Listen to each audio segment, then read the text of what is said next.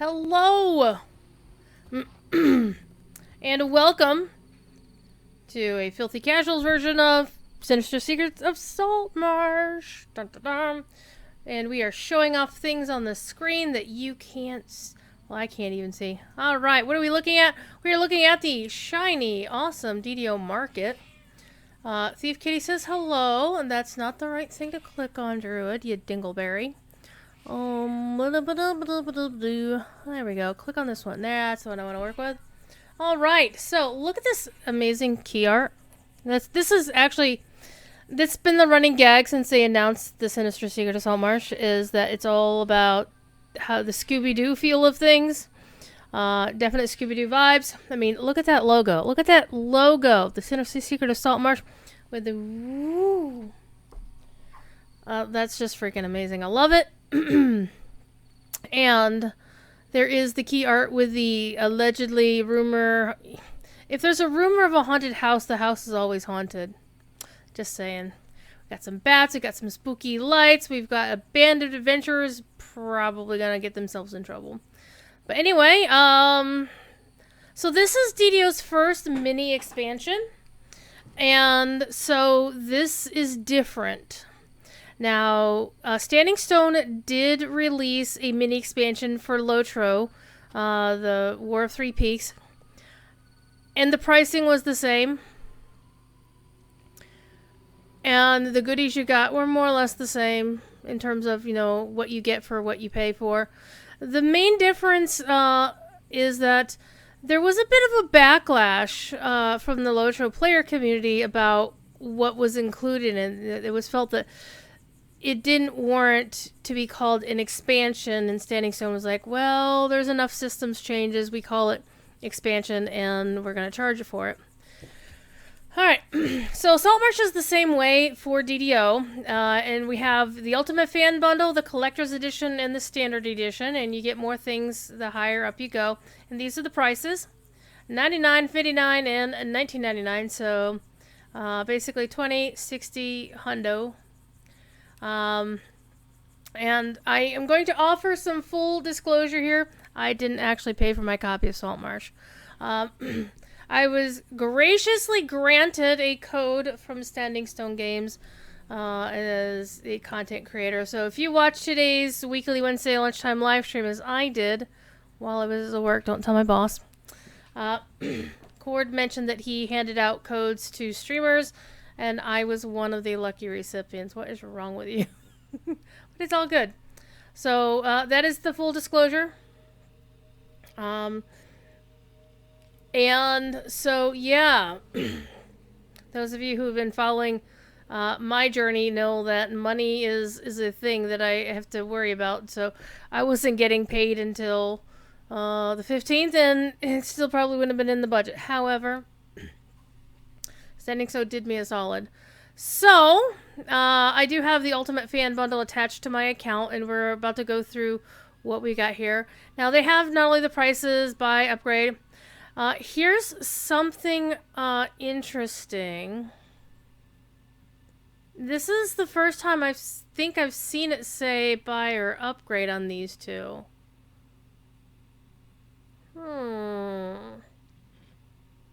Let me go take a look here, because if you scroll further on down,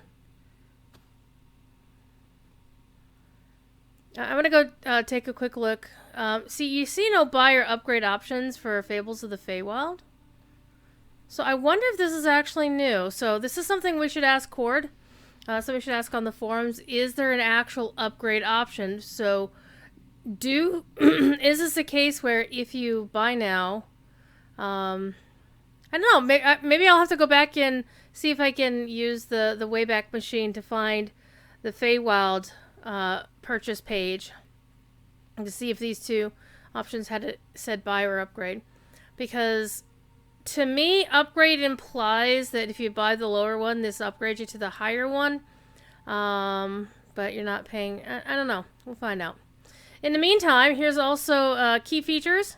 Supports heroic and legendary level characters. Basically, that's heroic. Not really epic, but legendary. A classic D&D adventure. New adventures. Monster Manual Volume 8. New monsters, new treasures, and upgrades Horizon Walker Universal Enhancement Tray, Permanent Rogue Hireling. My friend Devo Brevik is the person who is at Rogue Hireling on Twitter, so every time somebody mentions a Rogue Hireling in DDO, I kind of have to giggle to myself. And exciting bonus items in the Ultimate Edition. And this is new, right? This is new. The discount for VIPs. We're going to go over this because this is important. Cord went over this in pretty good detail on the show today, but I think there was just a little bit of confusion about this. So, well, not the discount, the VIP gift is. So, if you're VIP at the time you purchase this expansion, mini expansion, whenever you purchase it in the cash shop, not the in-game store, you're not getting a discount in the in-game store. It's not available in the in-game store until February, by the way. So if you want to buy it with points, you're going to have to wait until February. So that's August, September, November, December, January, February. That's going to be 6 months. And that's pretty normal because, guess what, fam? They need money to be able to continue making games. So therefore, they always delay the points purchase. So for right now, if you're VIP and you buy this on the money store, you will get the Sinister Secret of Saltmarsh at 10% off the price. So this also counts if you're on a VIP subscription and you've decided you're going to cancel at some point, or let's say you're transferring your subscription from like somebody in chat today was like, they have a yearly sub, they want to switch it to a 3-month sub, so they've canceled their year sub and now they have to wait for that time to expire. Well, their account is still an active VIP at the time of the purchase, theoretically, so they would be able to take advantage of this. The other thing is new also for VIPs, limited time launch special. This is, I think, is actually new for DDO. In that, click on the right page here. There we go. In that, for a limited time, active VIPs who log in during the Saltmarsh launch month and purchase any edition of Saltmarsh, so any of the 3 will do, will get a VIP Elixir of Discovery for all of their characters. Potion boosts the chance of getting named loot from chests that ordinarily contain named loot by 15% and lasts for 3 hours. Okay, so how does this work? Do you have to be VIP at the time and have Saltmarsh at the time you log in? No. You just have to be VIP and log in sometime between now and the 4th of September. That flags your account, and then let's say you don't get paid until next week and you buy Saltmarsh then you're good. So what happens is when you're VIP and you add Salt, and you don't even have to have the expansion yet, right? So let's say you haven't bought the expansion because you don't get paid, it's not in your budget, you know, you had to take your cat to the vet or something dumb like that, or important like that, honestly. So your account gets flagged. You will get a ticket in your inventory. I'll show you what it looks like. It looks like this right here. Saltmarsh VIP reward ticket. It tells you to make your way to Saltmarsh through the Gatekeeper's Grove and turn this ticket into Garthalmor, the Dragonborn, to claim your reward. So without the expansion purchased and you are VIP, you'll get one of these on every one of your characters. Present, past, future, whatever. You just can't use the ticket until you buy Saltmarsh. So that's kind of cool.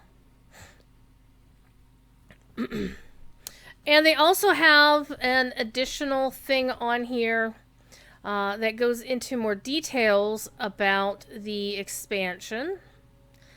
Which, of course, you can't see the ticket because I've got this thing in front of the game. That's smart of me. So let me turn this off for just a moment. There we go. There's the game. The game. So this is the ticket. It looks like a golden ticket. So I get the chocolate factory, don't I? So bound to character. Binds to character on acquire. So you can't just, like, get tons of these. It says, thanks for being a VIP and make your way to Saltmarsh. to the Gatekeeper's Grove, which is where I am. See, Gatekeeper's Grove, right off the harbor. And you talk to Garthalmor the Dragonborn, Garthalmor, and thing. So you can get your ticket now, buy Saltmarsh later, and then Garthalmor will let you redeem your ticket at a later time. It's cool. You just can't try to use your ticket if you don't have the thing. Now, here's something that's really cool that Cord did talk about. That's not in the fact here. If you're VIP now and you log in to get your account flagged, and your VIP lapses before you buy Saltmarsh, you still counts. So that's actually kind of cool, because I can see a lot of game companies having it to where if it's a VIP reward and you're no longer VIP, well then screw you. No, it's not like that. They're actually doing it nice in that your account gets flagged to enable the tickets. So you can be a VIP today, your VIP lapses next week, and you buy Saltmarsh in a month and a half's time, and then life is good. Okay, so that's that. Let me turn the thing back on so I can see the thingamajigger. So here's your complete edition comparison, and Cord did have this on his show. Of course, they're going to recommend the Ultimate Fan Bundle. Come on. Why wouldn't they? So basically, Standard Edition is bog standard. You get the quests, you get the monster manual, you get Epic Destiny access. Epic Destinies have changed. Thank you, Linabelle. So, look at this mess. Look at this mess. I haven't even messed with any of these. My Destinies are dumb. So, that's supposed to be a thing. I'll deal with that later. So, Epic Destiny rework. Well, you get Epic Destiny access, I guess. So, I don't think the rework has gone through yet. So, don't quote me on that, Linabelle. Sorry, I apologize. Now, if you get the Collector's middle tier or the Ultimate Fan ultimate tier, you will also get the Horizon Walker Universal Tree enhancements and oh, pardon me. Okay, we are going to look down here, and Horizon Walker's right there. I could use this if I wanted to. Now, the thing is, I'm playing a cleric, and one of the things in the patch or release notes was they revamped the Radiant Servant tree, so my Radiant Servant tree, I need to redo that. So I'm not going to play with anything until I actually go through and check some stuff out. So we're probably not going to get to a lot of the actual quests, because I want to actually do, like, a saga completion series of streams. And that might be a really good thing to do this weekend.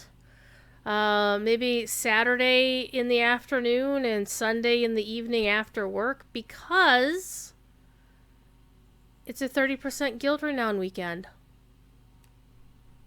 New saga, Guild Renown. Also, if you were really smart, by the way, and they had the summer sale, they had Guild Renown pots 75% off. I hooked myself up. Well, that was actually the freebie last week, or a week ago. I got me some Guild Renown pots when they were on super sale, because I'm not stupid. And I've been running sagas on this character, and I've currently got like 3 or 4 of them stacked and ready to turn in when that goes live tomorrow morning. So that's a thing. So back to Universal Tree. So Horizon Walker is now available for you to use. I actually do have a Ranger character that I'm going to respec and get her set up with Horizon Walker, because I really want to use proper bow. This character used to be a Ranger on her previous life, and I decided I really wanted to be a healer, or a cleric anyway. Blame Cordovan. We both like playing clerics as our main class, though I also like Paladin. Anyway, so Horizon Walker Universal Tree. If you are a collector or ultimate, you will get the Smuggler's Cosmetics, which is a helm, armor, and a cloak. Helm, armor, and cloak. 3 things. You'll also get the Salty Smuggler's Mimic Cosmetic Pet. Mimics are always fun. and the Smuggler's Mount, and the Bullywug Rogue Hireling Heroic. Nice. Very nice. And if you're ultimate, you'll get unlimited Spark of Logic access, which is going to be really, really cool. You get a new sentient jewel for Lizard Folk with Lizard Folk voice. Lizard Folk cosmetics, a helm armor cloak, a baby crocodile, cosmetic pet, oh baby crocodile.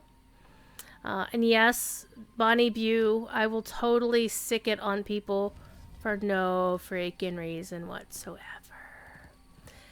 And that's a comment about something that I replied to on Twitter.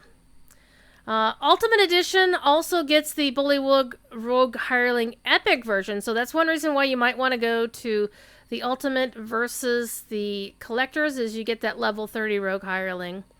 The Ultimate also gets 1 per account Dimensional Hireling folder and an instant teleport item to Saltmarsh. And here is the fine print.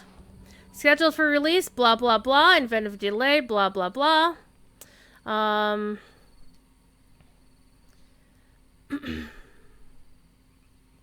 So if you're logged in when you buy the expansion, you'll probably need to log out to log back in to let it take. To receive the in-game items, blah, blah, blah. And now this is something they did differently. As you notice in my inventory of Doom here, let me close this, is I only have the claim ticket. I don't have all of this other stuff, like, you know, with my other things where I get, like, all these things. Wait a minute. You know, I thought I'd bought 4 of those. Apparently I didn't and just hadn't remembered where the 4th one was. Okay, let's put that over here. Yeah, let's put that over there. Let's put the pot over here. There you go. I'm a little bit weird about my inventory. I have way too much of it. Okay. Alright, so one-dimensional hireling folder per account. The VIP discount is applied during checkout, so as long as your VIP subscription is active. Whether it's in pending cancellation status doesn't matter at that time. You are still an active subscriber, so therefore you get it.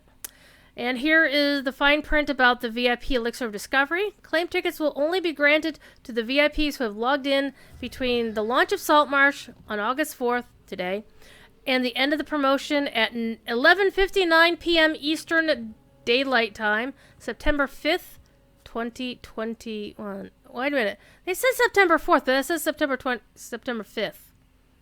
Well, I think I better tell Jerry about that. VIPs may claim their Elixir of Discovery by turning in the claim ticket delivered to their actual characters to the NPC Garthelmore, located in the Snapping Line Inn within the Saltmarsh public area. You may redeem your claim tickets with Garthelmore at any time, but Garthelmore will only accept the claim ticket once you own the standard collector or ultimate edition of Sinister Secret of Saltmarsh. And it says, for more information, visit our Saltmarsh FAQ. And we'll click on that. And again, I love this logo. I love this logo to bits and bits and bits. Why you no scroll? Why you no scroll? Ay. Let's refresh. Clicking on this. Come on.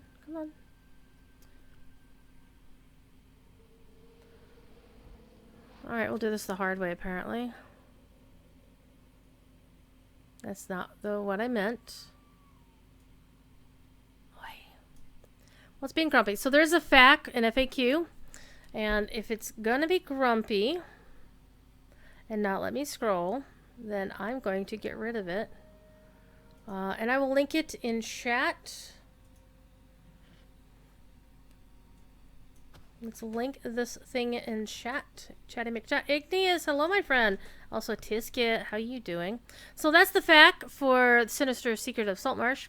And basically, can you purchase it with store points? Not until February 2022.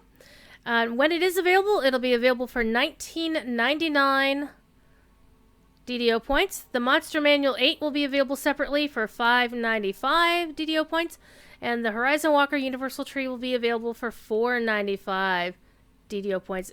And that would be an account-wide unlock. However, you can earn favor with the NPCs. And 400 favor will get you Horizon Walker unlocked on a per character basis. Similar to, you know, getting 400 favor and you unlock Drow kind of dealio. Okay, so basically the FAQ goes over your VIP. Do you need to do anything about the Elixir? It tells you about all the options, why isn't he talking to you, all the other fun stuff. So that's basically about how to claim your VIP Elixir. And again, to reiterate, in the Ultimate Edition, the Dimensional Hireling folder is granted once per account. Not once per server. One per account. And if you get the Ultimate, you will get unlimited access to Spark of Logic, so that would be cool for your filigrees on your sentient weapons. Alright, and it also includes pictures of the 2 sets of cosmetics. So check that out. Alright, now we've gone over that. We've gone over the pricing. There are release notes for this happiness.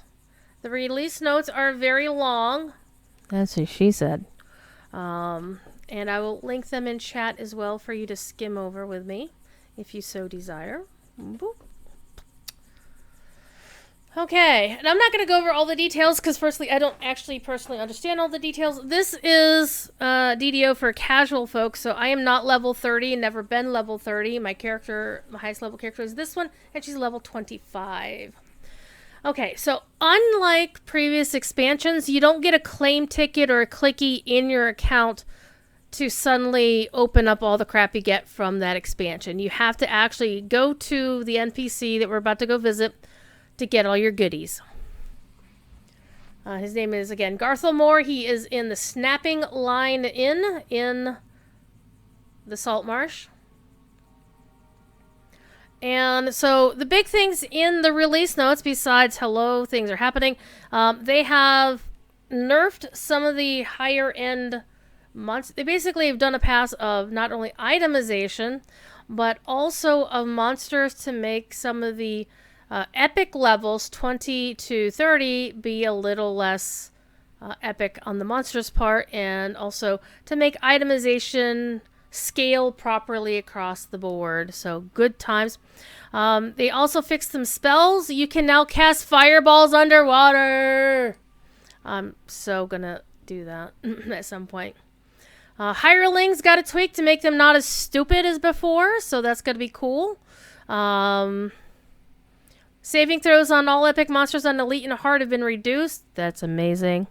So there's a whole big long thing about Horizon Walker. I definitely recommend you check it out if you want to see what it looks like. We might actually go through it as soon as, because I don't want to play too much of the story. Also the fact that I've already worked for 10 hours a day, so I don't know how long I'm going to be able to stay awake. Plus I have an important phone call tomorrow that I don't want to oversleep. So things is happening. Anyway, so we're going to probably check out the Horizon Walker here in a little bit, because I'm going to switch over to my Ranger. We're going to respec her and have a bit of fun. So they've done some tweaks to some classes and some enhancements. Paladin Knight of the Chalice Tier 3 range attack was sharing the same with the T5 ability. They changed that around. Basically, just some stuff to make things a little bit better. But Radiant Servant has been updated. And I'll have to respec this character with my Radiant Servant tree anyway, so that'll be fun. Alright, the primary healing tree for clerics has been adjusted to improve its bang for your buck and improve lackluster abilities. So basically, a lot of things are going to cost a hell of a lot less to respec your Radiant Servant tree. And there's mine. Look at this mess. I had lots of points in here because, did I? Wait a minute. Did I? Because I didn't actually do... Oh, yes, I did. Because I built, like, all of the turning abilities. Because I love... Okay. I'm a fire cleric, which means I can turn undead and elementals. The Druid's Fire likes turning elementals like crazy. I adore being able to... And then Forge Wraiths and Sharn go... Oh my god, I love it. So yeah, I'm gonna have to rebuild this, but if you notice, the point costs are like 1. So I'm gonna be able to get all of the stuff I had from the previous iteration of Radiant Servant, all my turning stuff, and still have points left over to build elsewhere. And I'll have to sit down and actually go through a build with this, but we'll leave that for right now.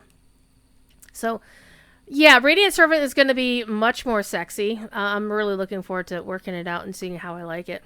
The Shadow Kai Iconic has been updated. Druid's Fire forgot to buy a character slot for it. Oops. I used to have one, but then I wanted to get a Fade Arc Illusionist, so I gave up my Shadow Kai, because I never used it anyway. But now the Shadow Kai is going to be sexier, because that's why I gave it up, because it wasn't all that great. But now it looks like it's going to be a bit better. There is currently a bug they're working on with the 400 Gatekeeper favor. Reward is now the Horizon Walker Universal Enhancement Tree, as they said. Rewarded on a per character basis, but it's not working right now. And I believe they are going to put in a fix to get it resolved ASAP. They got 2 more days of the work week. I'm sure there'll be a hot fix. Patron reward feats should now consistently remain on you through lesser and epic reincarnations. They like that so much they put it under both favor and the feats option. Permanent gold seal hirelings such as the Onyx Panther, Saltmarsh Bullywug Rogue, and Owlbear Defender are now bound to account. They are? Oh yes, they are. The only one I have is the Owlbear. Where is my Owlbear? Where is my Owlbear? Where's my Owlbear?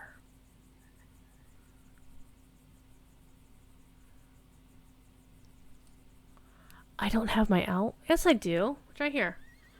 So yeah, it says bound to account now. So that's cool. Hey, here it is. Duh. I was looking for an owlbear icon. So yeah, these are now bound to account. So if I wanted to, I could take these butt heads and save myself slots on all of my alts. Just like put mine in the bank and then just pull it out on whichever alt I'm running that day. That would be kind of cool. Because DDO has an inventory problem. Oh, yes. So the shard, seal, and... I'm sorry, the scroll, seal, and shard loot system has been thoroughly thrashed and overhauled and going to be so much better, especially at Epic. So I don't know if I have any of those items, question mark. I'll have to dig into that more, but that has been revamped. Again, that is, I believe, a Linabelle thing. Linabelle, aka Quentin Cantor, is amazing! He is so cool. Good, fun person to talk to whenever I get up to the Boston area, where they pack the Kind of Garden.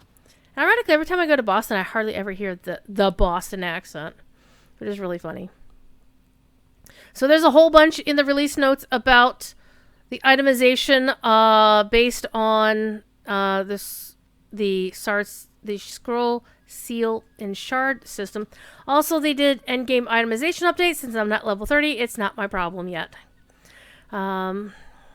Let's see what else we got in here.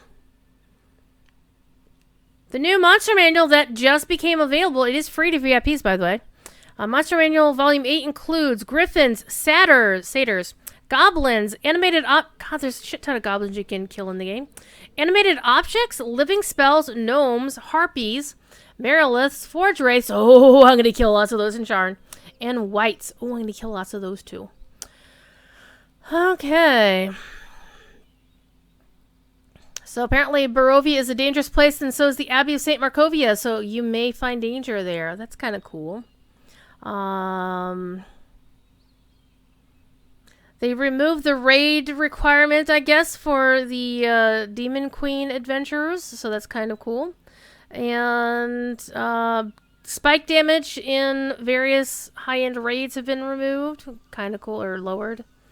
The half-elves have had a cosmetic update, so that's really cool. And one of the reasons I haven't played my half-elf is she looked terrible. I think she looks good now. Let's go find out.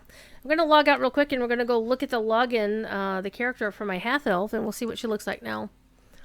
I wonder if there's like a barbershop option that I can go and actually just respec what she looks like. Yes, I want to log out.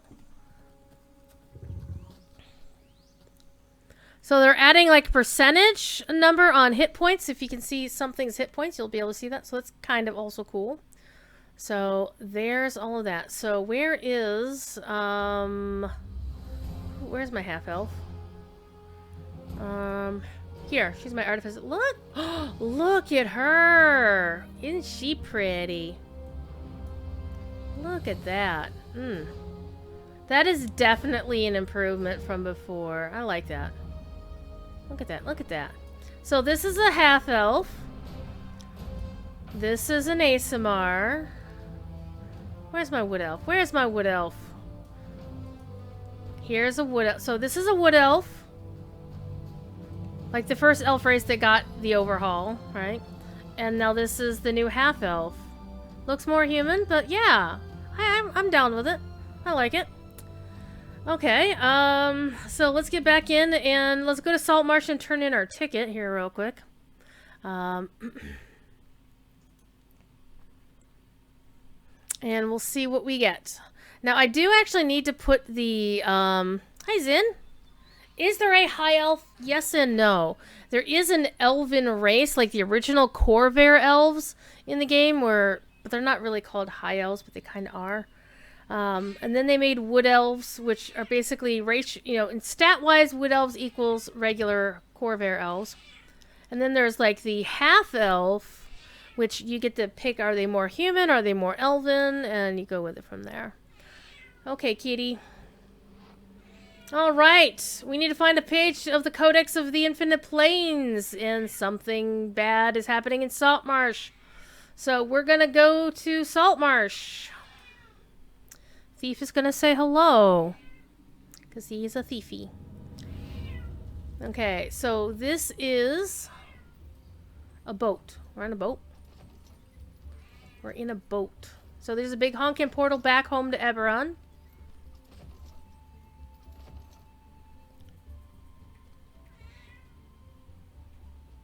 And you can kind of tell that Bill Champagne did the music. I can already tell.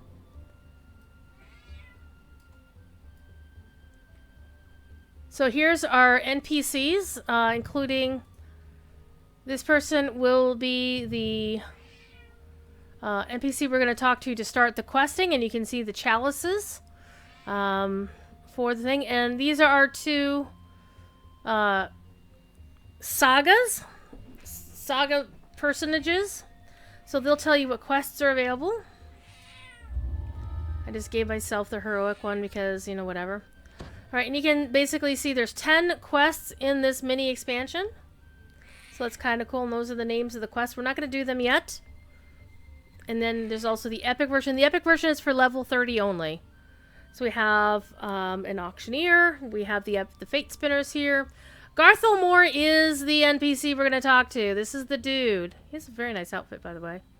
But before we talk to him, you're going to talk to Thiefy. Come here. Come here. Hello. Look, he has a kitty. He has a kitty.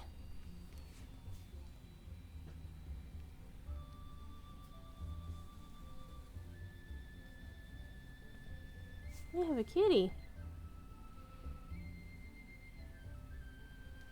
Come on, get down. Okay.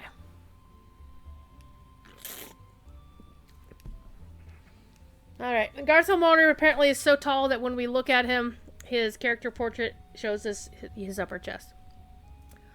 Okay. So, again, this is how it's different than previous expansions. Instead of having all of your characters get all of the things clogging up your bags as soon as you log in, You just get your claim ticket, and then you come here and talk to this dude, and then it will unlock whatever you want. So you have two options. Firstly, I have a VIP reward ticket to exchange, so I'm going to exchange my ticket. Remember, this is this golden ticket right here. No, wrong tab. Right here. I'm going to trade that in. And then I suddenly get my Elixir of Discovery, which is this.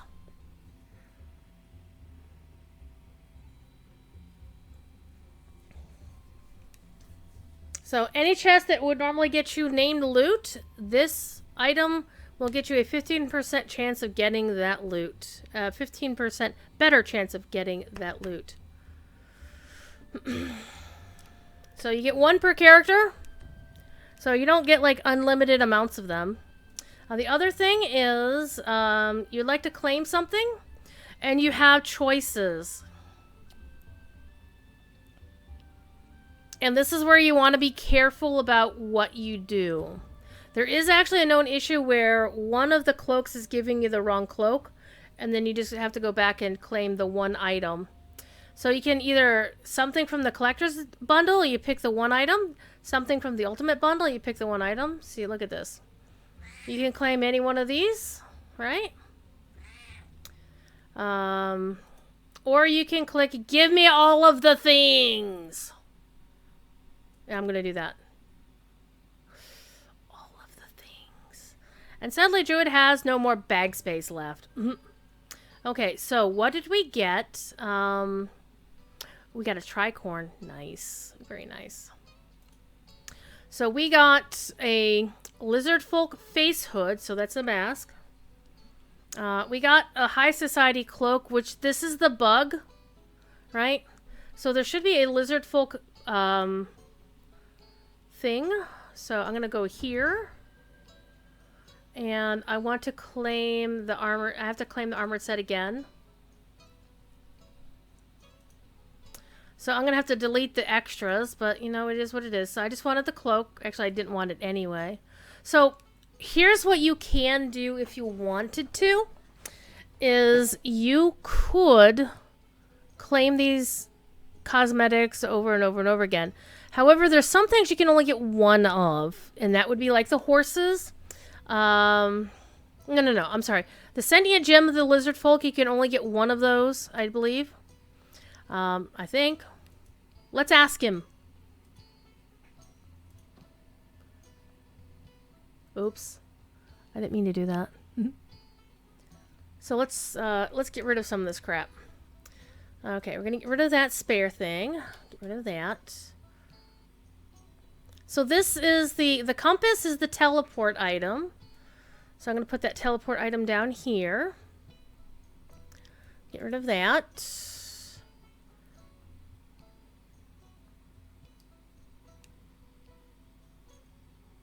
I don't think that was supposed to happen.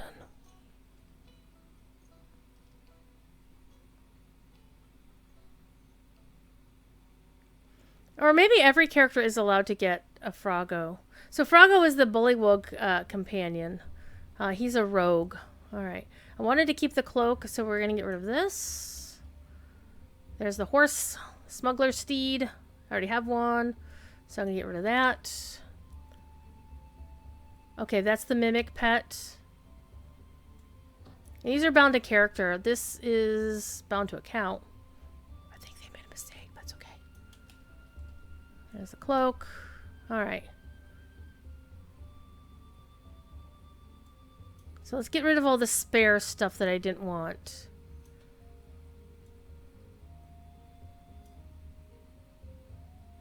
Wait a minute. Okay, I guess because these are bind to account, you get multiple... Oh, every character gets one. That's right. Never mind. Okay. I'm really digging the music from Bill. Okay, there's the horse. Let's get rid of these spare things. I'm actually going to get rid of these spare items too, because I don't need spares of these. Alright, so we've got all of our items, but you notice I did not get another Sentient Jewel. I did not get another Dimensional Hireling Contracts folder. Because you only get one of those per account. And you'll get one of these per account. Everything else you get one per character. So that's kind of cool. All right, so what I need to do is I actually need to put the hireling bag in the bank. Where's the banker? Hello, is there a banker here? How can you not have a banker? I mean, there's a vendor. It's auctioneer. How is there not a banker? That's really bizarre. Oh, the banker's up here. Okay. And yes, my bank is full. My TR cash is not, but my bank is full. Alright. Oh, cat hair on everything. Alright, I'm going to take out this Omni spell desk because I need the space in my vault here. And I'm going to put this in there. I'm also going to pull this collapsible portal. I'm going to do something with that. Alright. And I'm going to put this sentient jewel in there too. So it's going to take up space. Okay, so what are we going to do? We have cosmetics. And I generally don't need more cosmetics. So I do like the pirate outfit. I'm just not going to worry about them. So I can just delete them. I need to put this in my personal bank.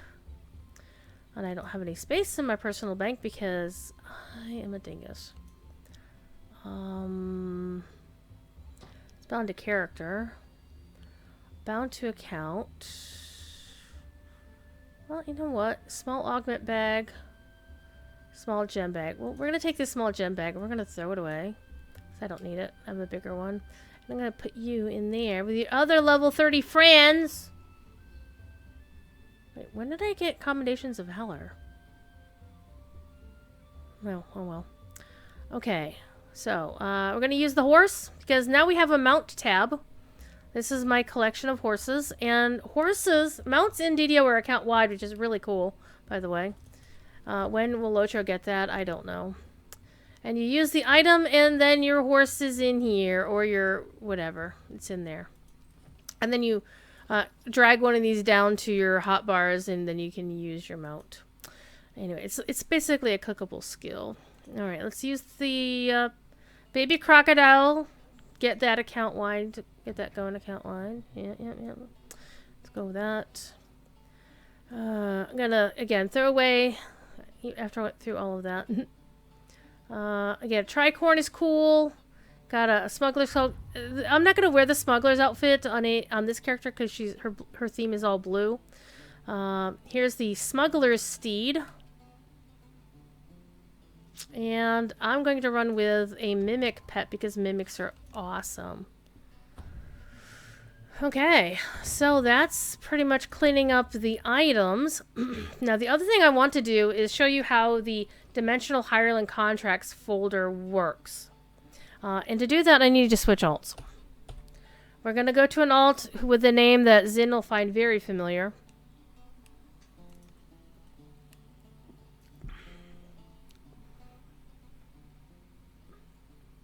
Very familiar. And Zin will have a complete lack of surprise face when they see this character's name. Oh yeah. Oh yes. Where is he? He's up here. He's up here. Check this. Yeah, I did that. He's a placeholder. He's a bank alt right now. He's a paladin fighter or something or other. Tyrion is my home slice. I should tell you the story of how I went on a 2-year quest. I need to go to the bank, actually, on this character. I went on a 2-year quest to find out who was the voice actor who played Tyrion. And the reason I went on the quest is because there was a voice actor in Star Wars The Old Republic.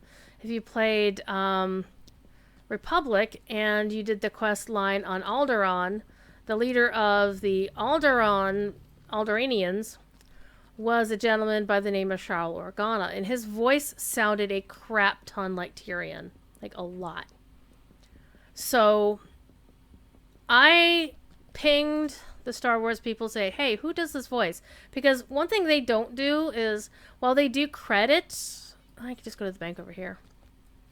While they do credit all the voice actors, any of the smaller parts, Like if they're not one of the featured like companion roles or the class roles, or a major story NPC, they're just listed as other character, and it's just like a big long list of names without character names linked up to it. So I happened to run into the VP of Finance for LucasArts at my very first Star Wars celebration, and he was able... I need to empty something out of here.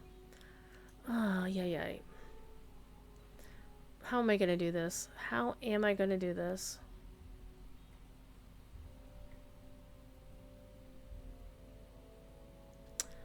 I think I am going to... There's this tiny ingredients bag. I gotta get another one of those. I will get rid of this item. There's nothing in it. Unlock it. Toss it. Okay. So I have space, and I'm going to pull my Dimensional Hireling Contracts folder here. This works like any other bag in DDO. You can open it up. It looks different. The UI looks different, but it has all the same buttons. You can gather all of your hirelings all in one fell swoop. And you can then manipulate them and do it. You can also auto-gather, so if you buy a hireling, it does that. And the reason I'm using this character... This is my hireling storage character. This is how bad hireling storage is. And here's the thing. In this folder, these will stack. Up to 15, it says. So let's take a look at that again. The tooltip is here. Can hold 50 different types of contracts. You need to pluralize that. Contracts with an S. And can store each type in a stack of up to 15. Total capacity 750. 750. Okay, so all of these hirelings I have here. And all of these hirelings over here are going in here when I hit this shiny button. Except it didn't gather them all. That's unfortunate. I mean, it did stack a bunch of them.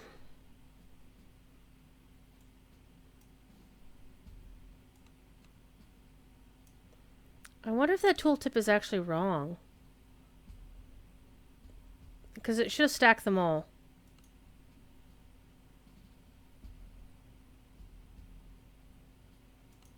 Hang on, people.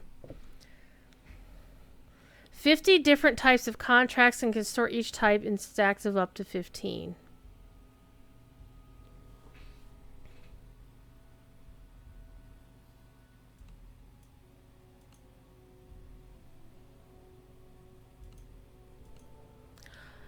I think it's broken. Oh, I know what it is. They have to be unlocked. Oh.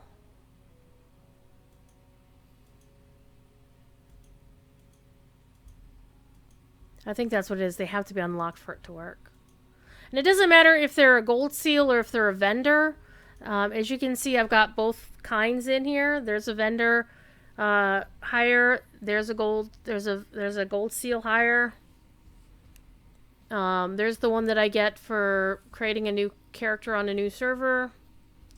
Okay, so the more you know, fam, is the thing has not got to be locked. Stop that.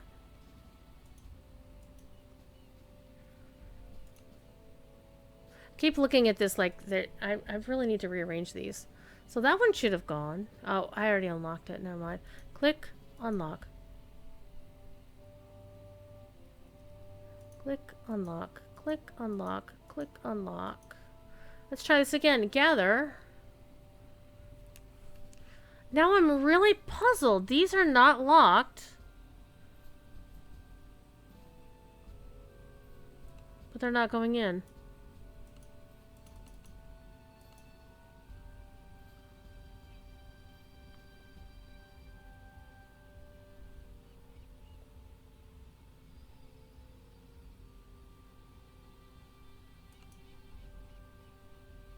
Let's move this one over to the other page. Okay, so if I think I'm understanding this correctly,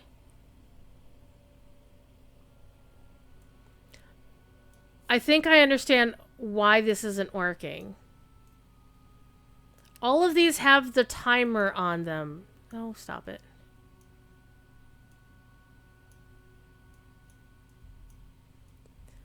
So they cannot stack with one that is unused.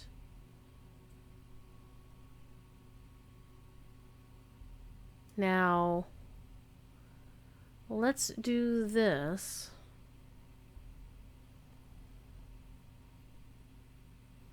Let's try something here.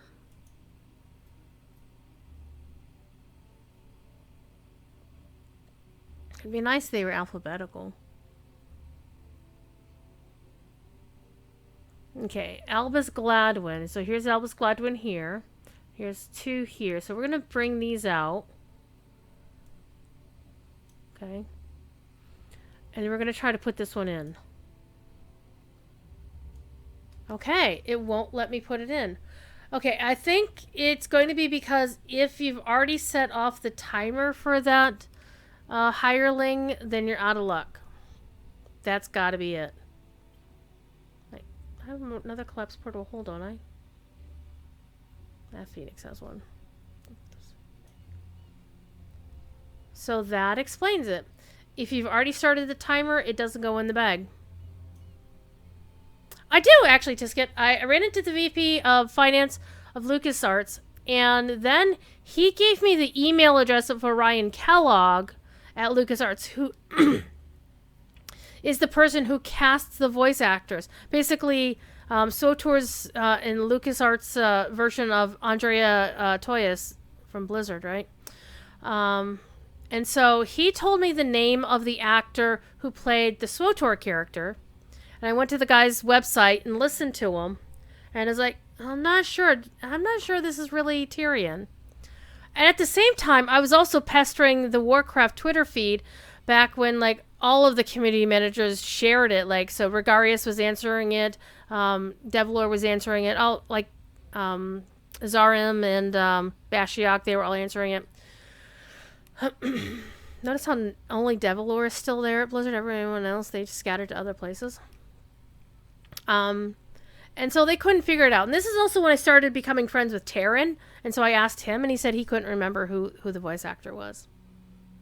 Fast forward 2 years, and I occasionally poked at it periodically, blah, blah, blah. And there were rumors flying around that such and such an actor did it, or this other actor did it, blah, blah, blah, whatever. And it was at the BlizzCon where I met Russell Brower for the first time. And he and I were just chatting, and I'd never met Andrea before, and she rolls up how Andrea is just like this larger-than-life person. She just rolls up, greets Russell. They chat for a second. He introduces me, and says she's the voice director, the casting director for Blizzard. I'm like, can you tell me who does the voice of Tyrion?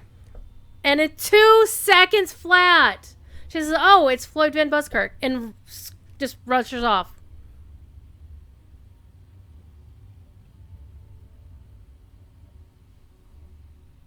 And it's like, okay. And so I went and Googled him and listened to some of his stuff and like, yeah, that's Tyrion. And so 2 years, couldn't get an answer. And then in 2 seconds, a chance meeting at the Hilton bar at BlizzCon in the years before the dark times, before the Hilton DJ. And I just get the answer in 2 seconds flat. That was amazing.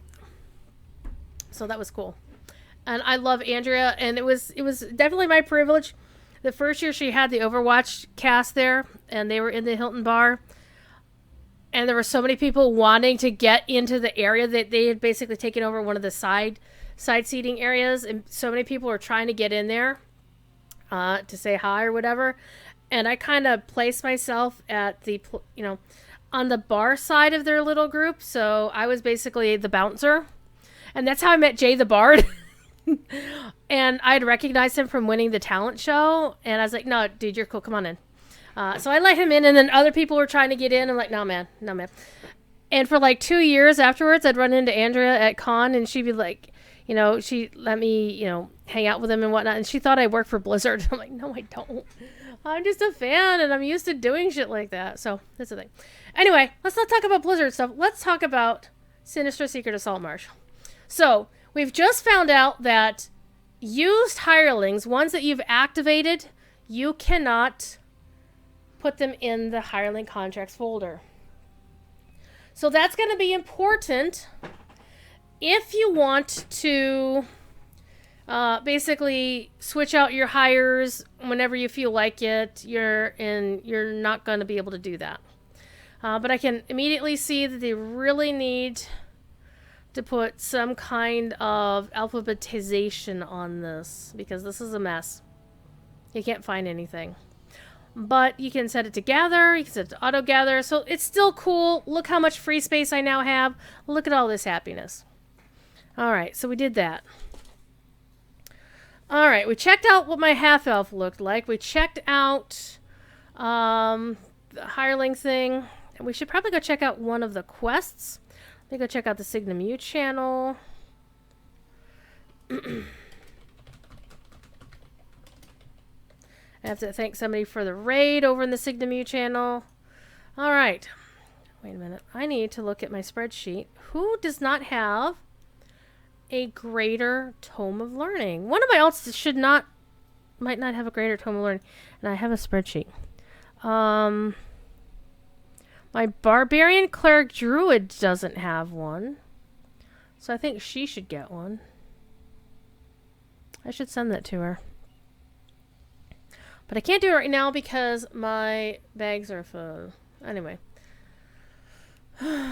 However, actually, I can clean stuff out now. I'm going to actually do a quick bit of inventory management here. I really should put these in... I need to figure out sentient items. So I'm going to bring some of the stuff out of here. Give me some space. Okay, another alt has those, so I'm not going to worry about that. There, we got some space. See, these are my other sentient jewels. So, well, apparently I'm storing stuff here, so I'm going to put these in here. Yeah, see? I was wondering where they'd run off to. There we go. Spectral longbow. And we're going to hang on to that because I think the next thing we're going to look at is... Let's go look at the Horizon Walker enhancement tree. I'm going to switch to my Ranger. Actually, I'm going to put this in here. So this is account bound, so you can put it in shared storage. So you can basically put all of the contracts, hireling contracts that are unused in this and just take it out on whichever character you're playing at that time. So that's cool. Alright, so let's go over to the Horizon Walker. So this will be cool for using because the Horizon Walker, I'm going to be doing this on a Ranger character, so I know you're a big fan of Rangers and their bows. Not to be confused with bow speakers.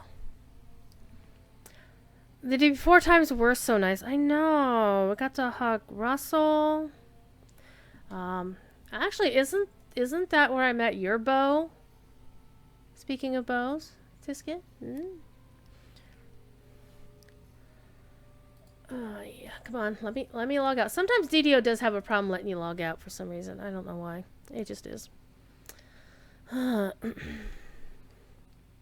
how is your bow, by the way, Tisket? I keep asking you about your pupper, but I keep forgetting to ask you about your man. Hope he is doing well. There's so many people from back in the day I don't get to talk to all that much anymore, and it makes me sad, but it used to be 4 times. Okay, so this is my Ranger character. She is a wood elf, because I love the design of the wood elves, and she's looking classy as fuck right now. Because she's wearing the Sharn High Society outfit, which of course is blue. And she's currently set to be... right this second, she is set up as a... Well, let me look at her trees. Let's go take a look at her enhancement trees. This is like your trait trees. And she's basically set up as a Tempest. Now, a Tempest is... a Tempest is a ranger that is melee focused. But what I want to do is I want to take Tempest and make that go away. I'm actually going to reset all of my trees. Can I afford it? Probably not. Nope. Not right this second. I'm going to reset all my trees and we're going to respec this character from the ground up. Alright. I'd like to check my account. You see I've got bows just hanging out here. And I'm going to pick out the Spectral Longbow. Hell yeah. And we're going to put that in the bank there for later. So right now this character is meant to be a Khopesh wielding Tempest. So one thing I want to double check is I want to check my build because I might actually need to go through what's called a Lesser Reincarnation on this character and respec her stats from the ground up. Let me double check and see how I built her.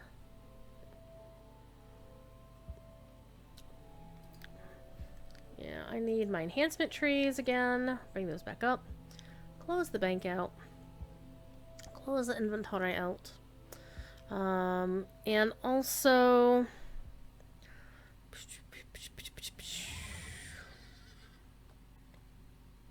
what am I looking for? This. Okay.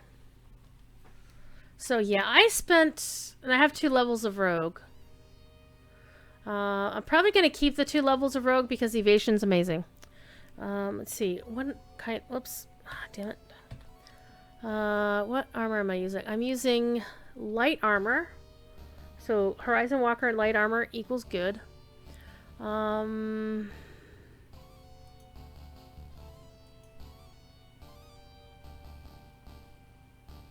Yeah, evasion is good.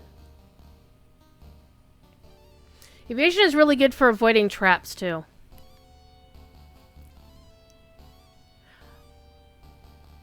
Okay, Tisket, you can DM me, or otherwise, we can talk about it at another time, because, yeah, it's all good. Let me answer a DM real quick on the socials. Oh, AG joined the party. I'm doing a thing.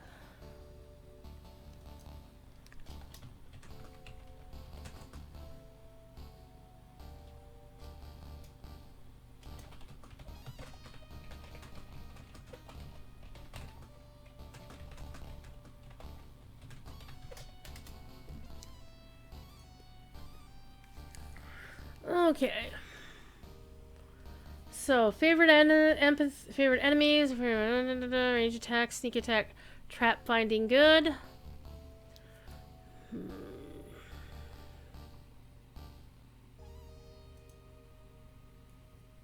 Conjure arrow is good, true strike is good.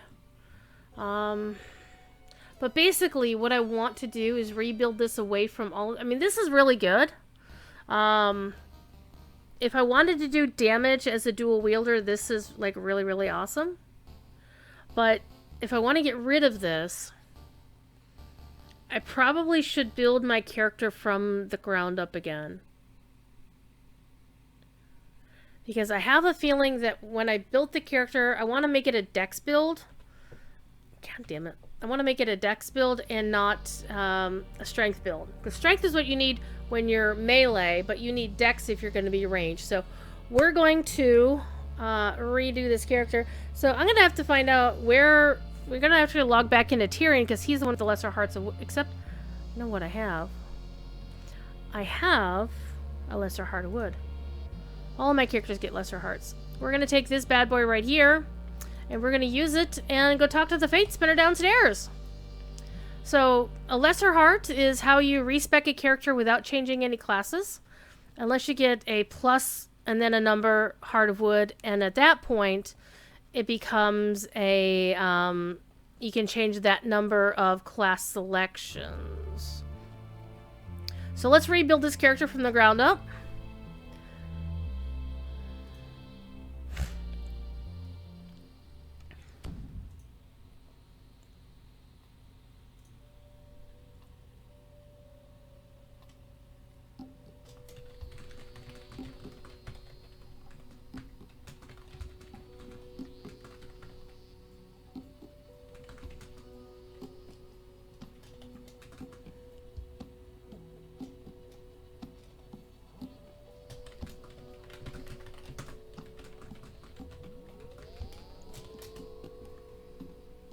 Okay, we're gonna go talk to the Life Shaper here.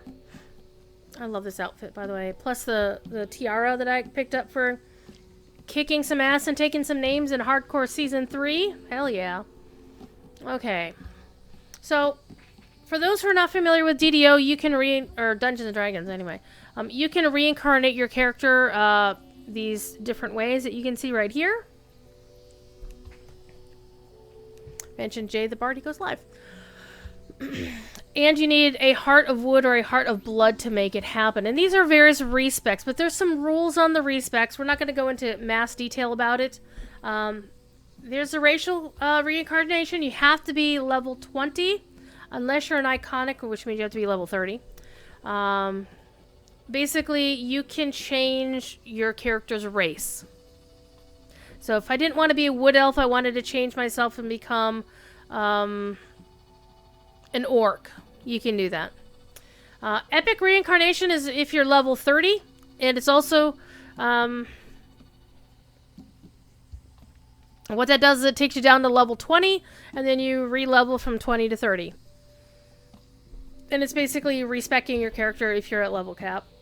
Then there's iconic true reincarnation, which is if you're an iconic character, which is one of those special characters that are kind of preset that start at level 15. They have to be level 30 before they can reincarnate, so there's a thing. And then there's the heroic true reincarnation, which is for level 20 plus characters who aren't iconics. And it's basically where you re-roll your character from the ground up. The only thing that doesn't change is your name and your alignment. Okay, and then finally, what we're going to do is the lesser reincarnation. And you can do this no matter what level you are, and this basically puts you back into character generation. And then you wind up restarting your character's stats, your race, your name, and your race, name, gender, and name. Race, name, and alignment. So alignment, race, there's a thing on the wiki about it. We're going to do this because I haven't actually built this character in a while, so we're going to... So there's my Heart of Wood, and she is currently 2 levels of Rogue and 8 levels of Ranger for making her a level 10 character. I'm using a regular Heart of Wood, so I cannot change out of 2 Rogue, so I'm going to keep the 2 Rogue, because you get those cool things with Rogue. So when I respec her, I'll start her as Rogue, then pick up a couple levels of Ranger, and then hit the 2nd level of Rogue, and then finish out the rest in Ranger. It doesn't really matter where I put anything, except Rogue should always go first, because you get the most skill points as a Rogue.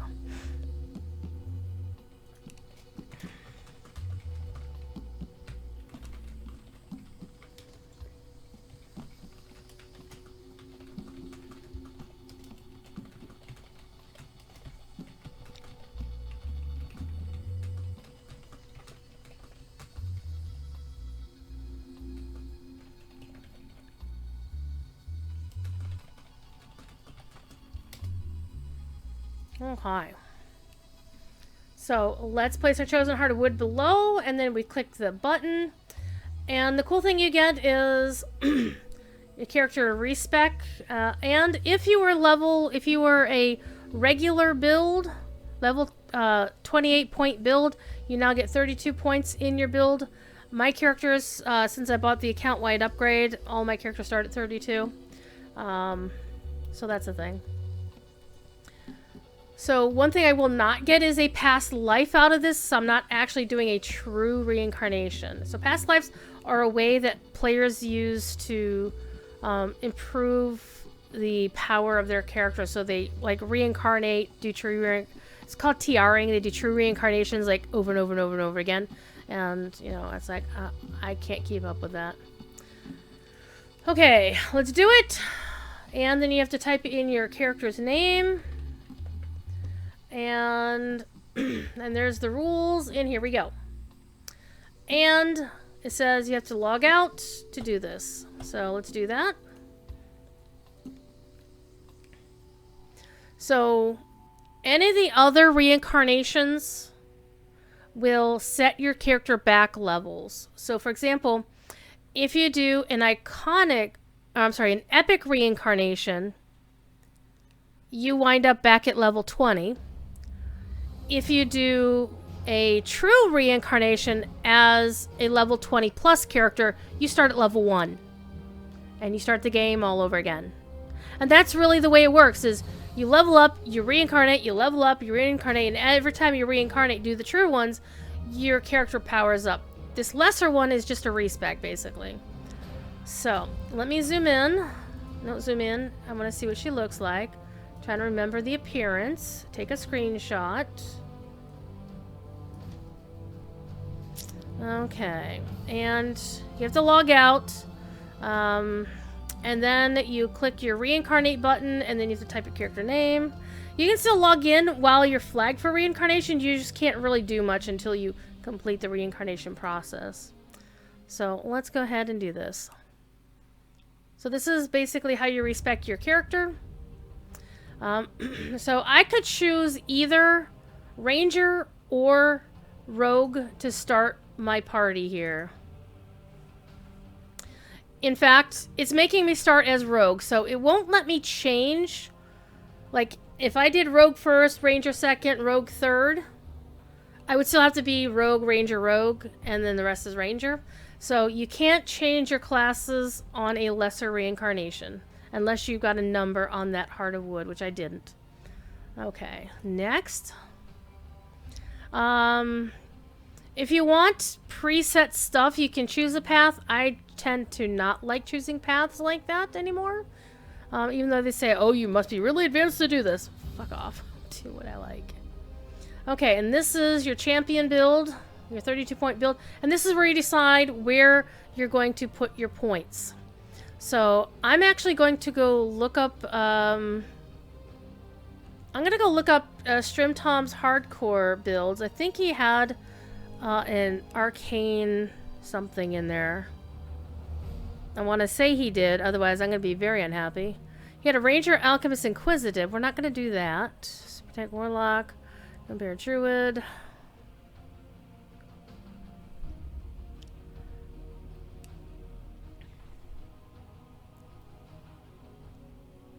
Okay, he did not actually have a Horizon Walker build here.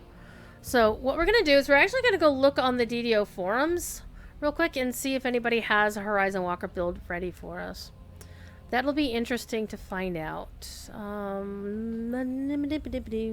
Where is the search function? Ah, no, it's over here.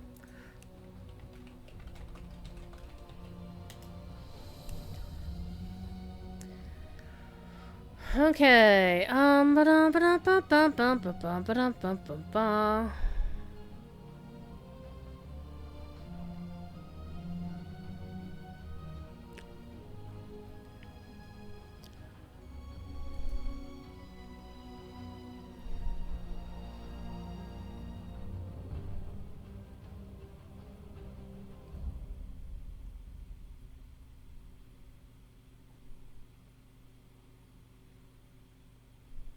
Okay, this is all posted back in whatever, so that's not what we're looking for. And one thing to also bear in mind is they recently updated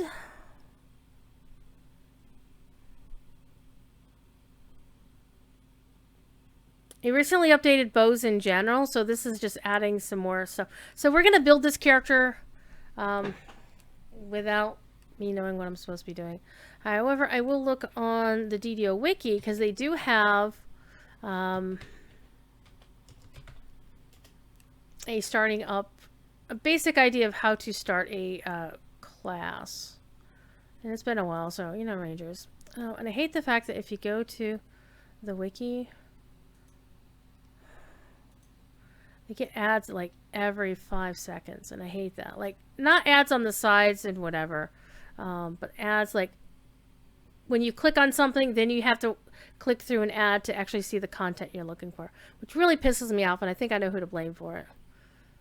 Shoemaker. But I don't know for sure. Okay, so we're going to make an Arcane Archer with Horizon Walker. So the two main things I want to build for is I want to build for dexterity, and all the bow skills I can build on this bad boy. So let's go to the starting our ranger page. Okay, Tempest Ranger, building an archer. Here we go.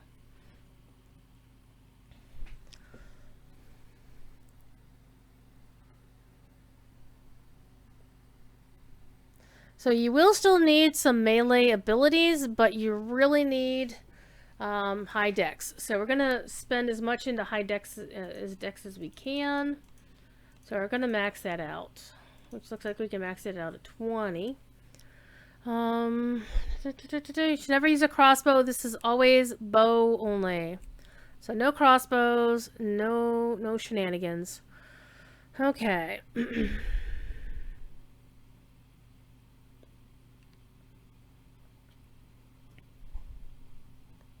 And here's a note on the wiki. Rangers do not tank raid bosses. That's like hunters in WoW. Hunters were not tanks. Minstrels in Locha were not tanks either. Okay, so this one had a human ranger with 28 points. Would start with 16 strength. So we do want some strength because you do want to have some melee attacks to be able to hit. So let's give it... It said 16, but that seems a lot. Okay, let's bring this down out of the rafters. Let's give it... Let's start with 18. We want some con, because con means you're not going to die quite so easily. So 16 con. And we really don't need to put anything else in any of these, except I do need intelligence, because I am going to be needing intelligence. So we might bring strength down a little bit to put points in int. Because the int thing will help me with regards to being a trapper on the side. So let's put these points in int. Maybe bring con down one.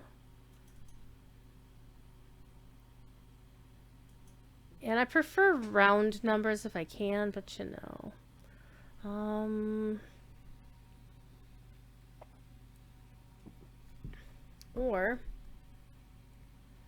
Or I'll take the point out of strength and put it in wisdom.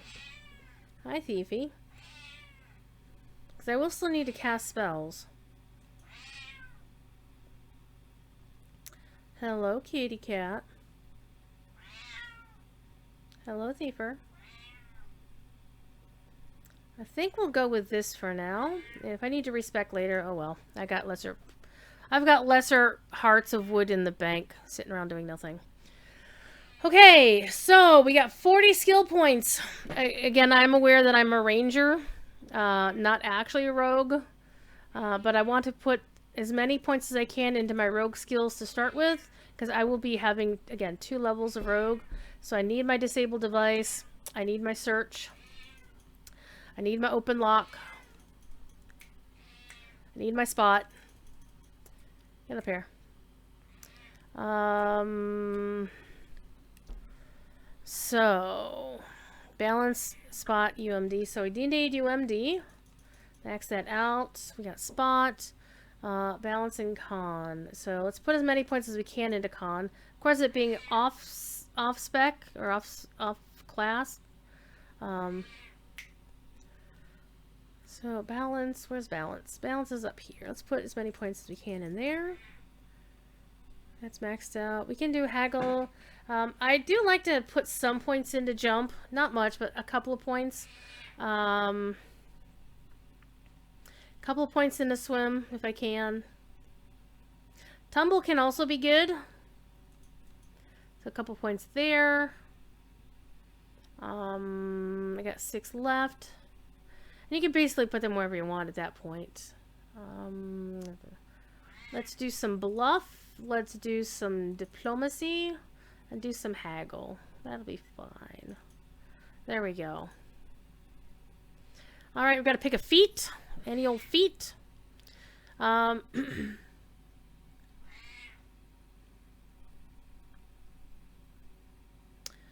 going to start with our weapon focus, which is going to be ranged attacks. Hello, kitty.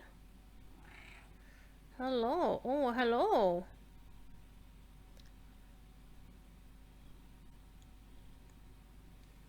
We're going to be getting point blank shot at level 3. So I'm not going to worry about it for right now. We want weapons focused ranged. Can I even do this?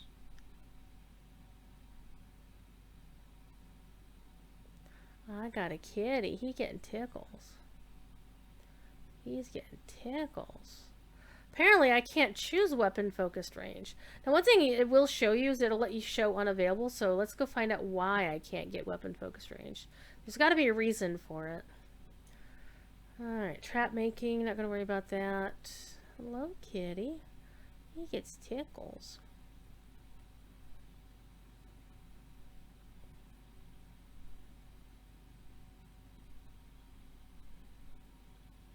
Okay, it says range weapons. Okay, so I can't pick that until level 2. Okay, so we're gonna get rid of those. We don't have any specials this time around. So we will pick the next thing in our list, which is point blank shot. Because you want to be able to shoot somebody right in the face. Rapid reload only applies to crossbows. There's no reason to get it.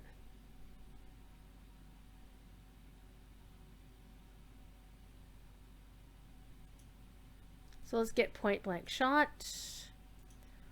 And there we go. Let's remember what I looked like. And you notice I can't change my name.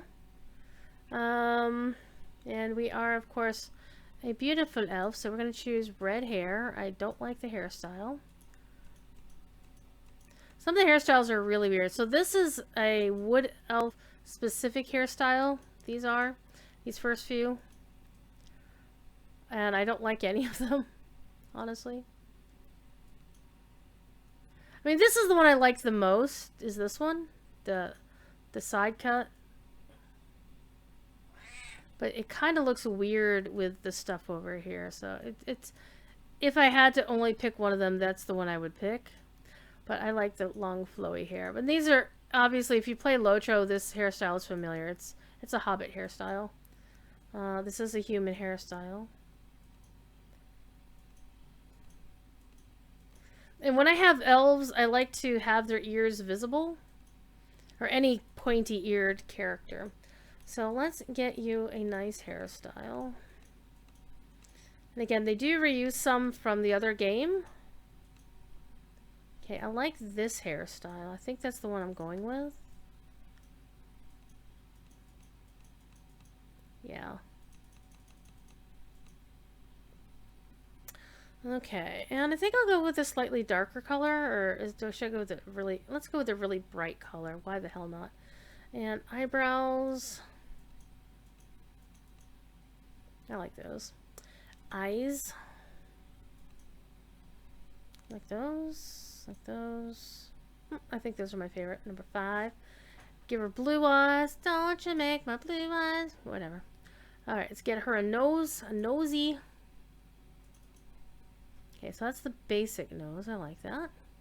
And her mouth. Let's get her a nice mouth. And we'll go with the default. And facial details, already set to the one I like. Let's get her some paler skin. There we go. Oh, maybe you should go with one of the darker hair colors. Maybe the one in the middle. I think I'll go with the one in the middle. And I think paler skin would be better. Lip color. Eh. That'll be fine. So there she is. Alright, let's create her. And it does say rogue, but she's going to get her her ranger levels here in a moment. We're going to wind up. I'm going to go talk to the fate spinner. You notice I got all my gear on. UI... Layout, load, DDO UI. Reset my UI, and all my skills are gone. And I like this area. It's really, really cool. Alright. She gave me my levels.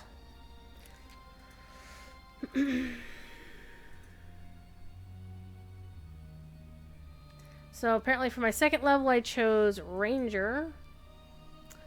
And let's boost my stuff.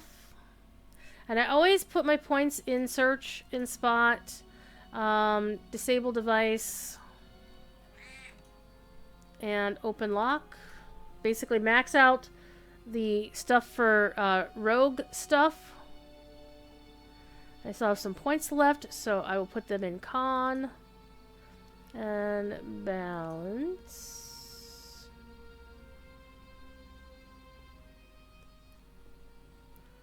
And a point in jump.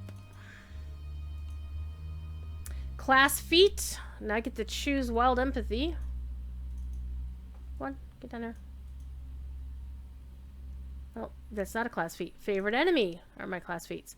So this is where you want to decide how you want to do favorite enemies. And you want to be careful about how you set them up, because some favorite enemies, there's only a couple of items in that... Hello. Oh, look at you. There's only a couple of critters in that group of favorite enemies, but they're all over the game. So you have to be careful about that.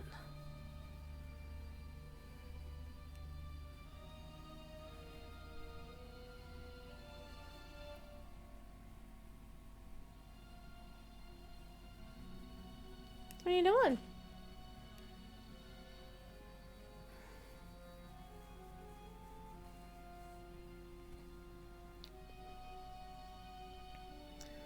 So let's go take a look. Go on, get down. So generally you're going to want to go in order: undead, reptilian, giant, evil outsider, and aberration, in that order. Also, I think Horizon Walker will get you something here. Let me double check. There's something about favorite enemies in Horizon Walker.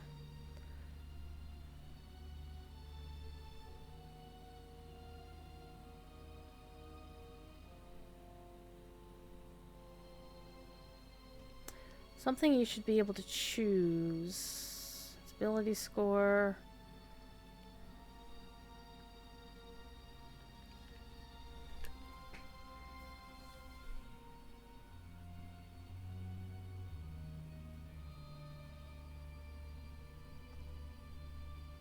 Yeah, I'm not gonna worry about it right yet.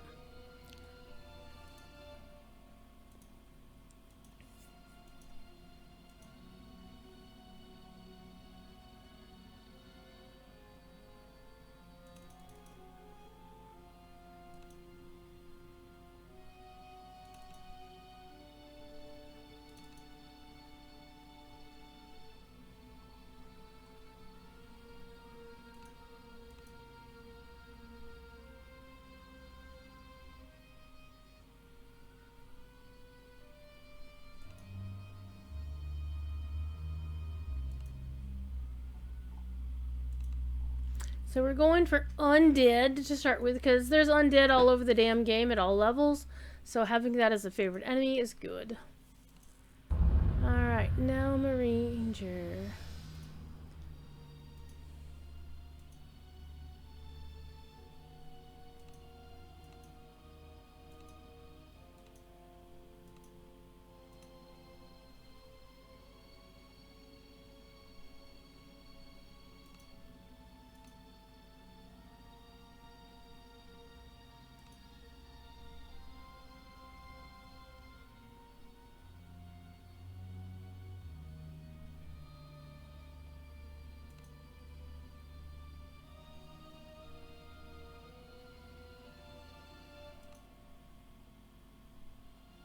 I do like to keep disable device and open lock pretty much at the same, keep them equal.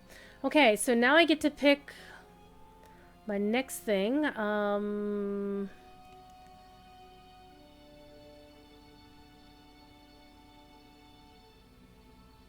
Eventually I'll be going for this, but I won't be able to get that till I'm much higher level. Precision is also really good to have.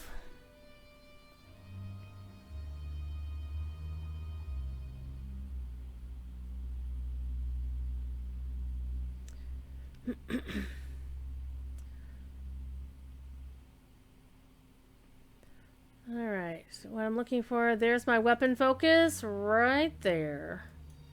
Bring you on down. Move on.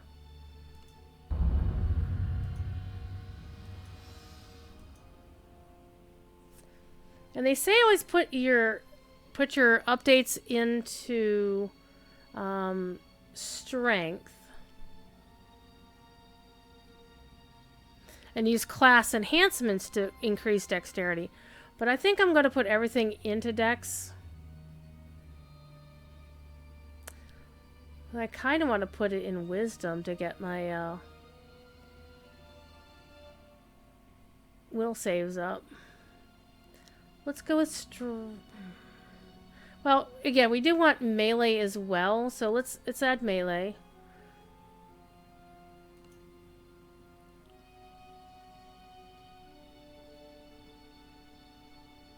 Okay.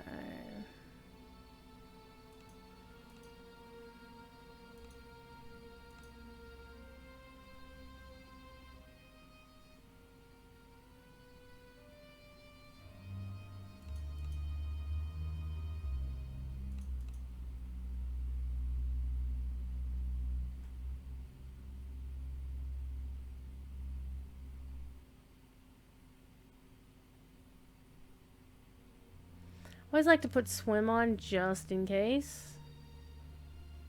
Maxed out, maxed out. Okay, let's go.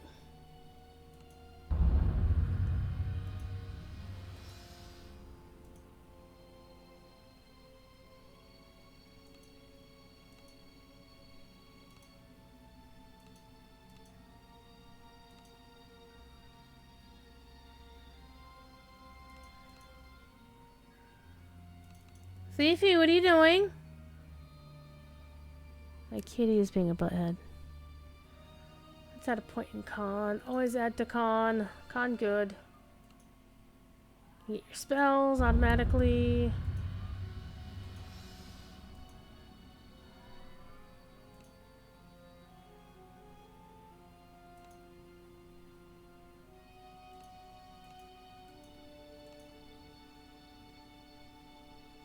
Yeah, that point's to swim.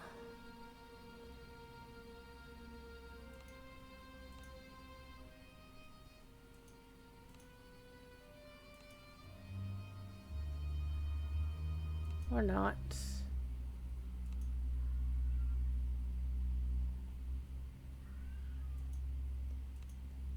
Thief is meowing upstairs. Okay, we get another 2 abilities. Point blank shot, mental toughness, improved critical. We should be able to get that. Maybe. Or maybe not. Don't need any proficiencies. We got what we need. Okay, so Undead was the first one, and I believe the next one...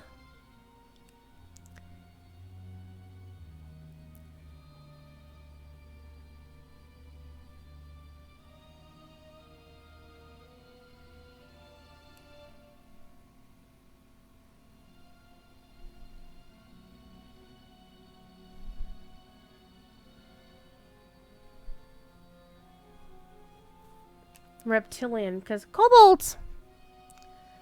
So let's do reptilian here.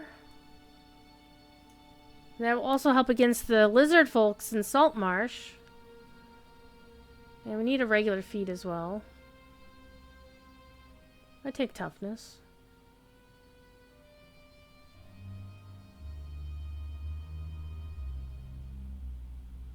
Might take precision though.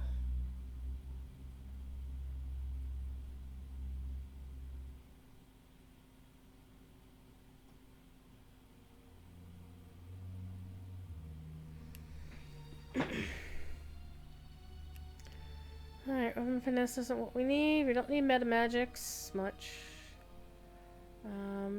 Medium armor proficiency would be good.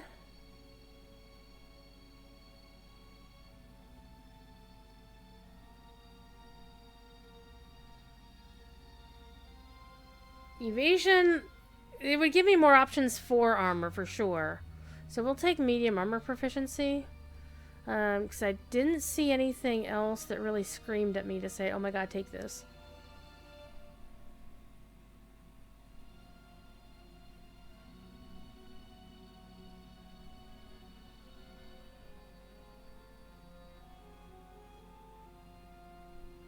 Though augment summoning is actually a good thing to have because all of your pets and hires are better for having that. So that might actually be a better option. You know, I think I'll go with augment summoning. Because I'm going to have pets. And I generally will run with my hires. The ones that I pick up along the way. So we'll take that. Next.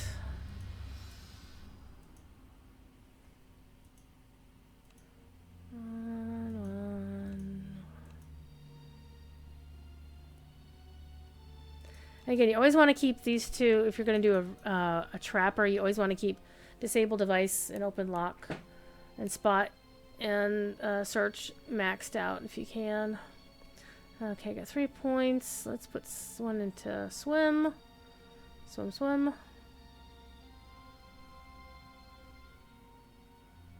And UMD can also be good at a certain point, so put something there.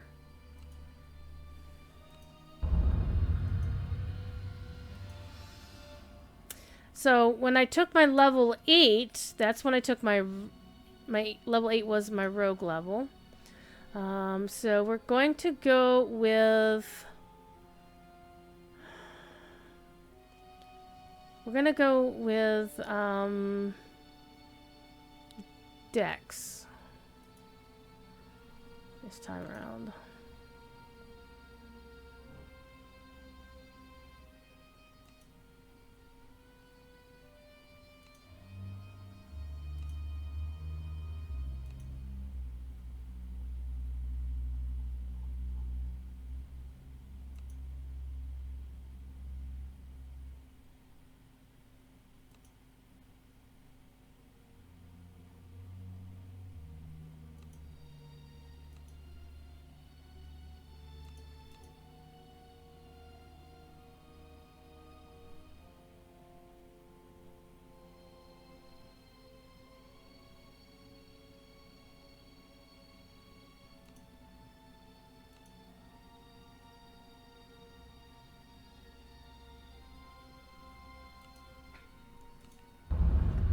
Alright, since I just picked up my second level of rogue, I now have evasion, so that'll help. And my last 2 levels will be happy, fun.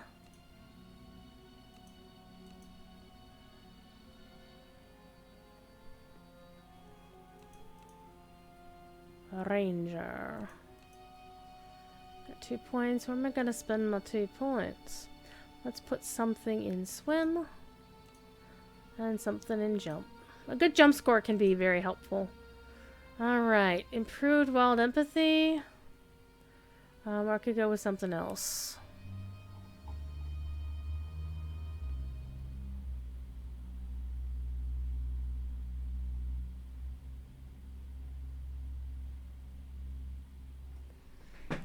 Do I get improved crit for ranged, maybe?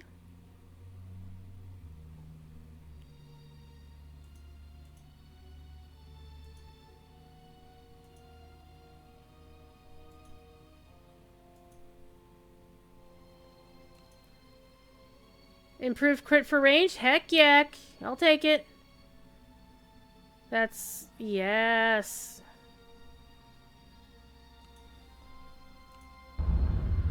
And my final level, because I was level 10 before.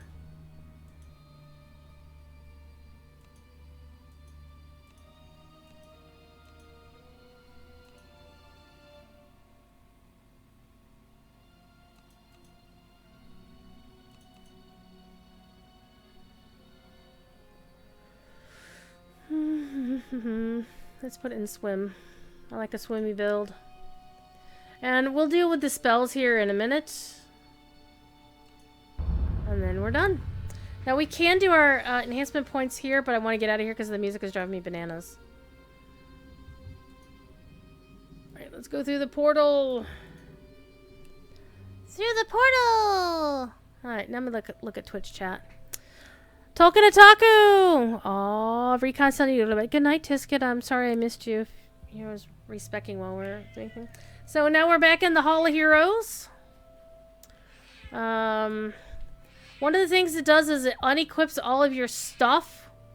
So I need to go re-equip all of my stuff. But I'm going to do something different.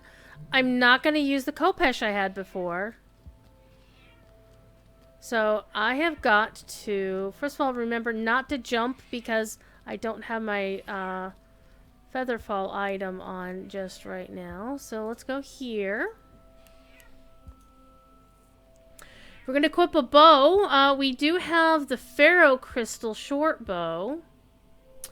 I'm pretty sure I also have other bows in my collection. I think Cheap Shot is actually a bow I could probably use, except I think this is Cheap Shot.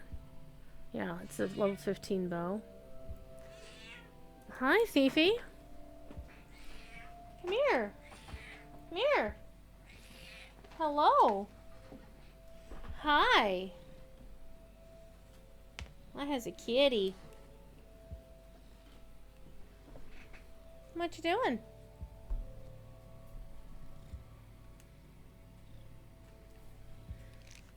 Here's my kitty boy. Okay. Now you notice all of these items have a red X even though they're not... For some reason it always puts the red X on stuff even though they are of a level. So I need to be 20 for that. I need to be 15 for that. But I could use this or I could use this. I'm going to choose the Barovian's longbow because hello, look at that. So that'll be my weapon of choice. I normally have my headphones on wirelessly, like this, but for some reason they didn't charge today. Aw. The emote worked for me, worked for you both times that I saw it. So, there you go.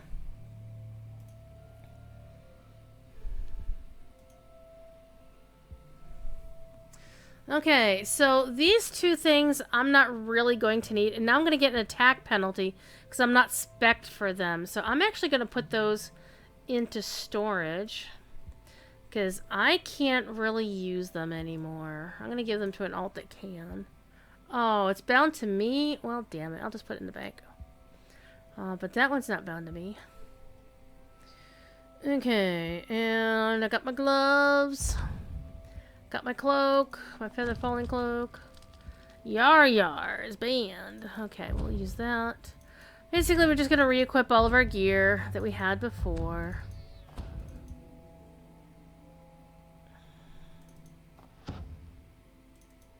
Again, the only real difference is that we're going to be using a bow instead of twin Kopeshes. I'm going to actually take this out. Do I have any quivers in here? I don't think I do. Alas, no quivers. However, now it's time to set up our enhancement stuff. See, look at that nice bow. We're going to go to the guild airship, in fact. Because it redid all my guild buffs, so... Hi. Hi. Guild buffs. Okay, so what are we gonna do here, fam?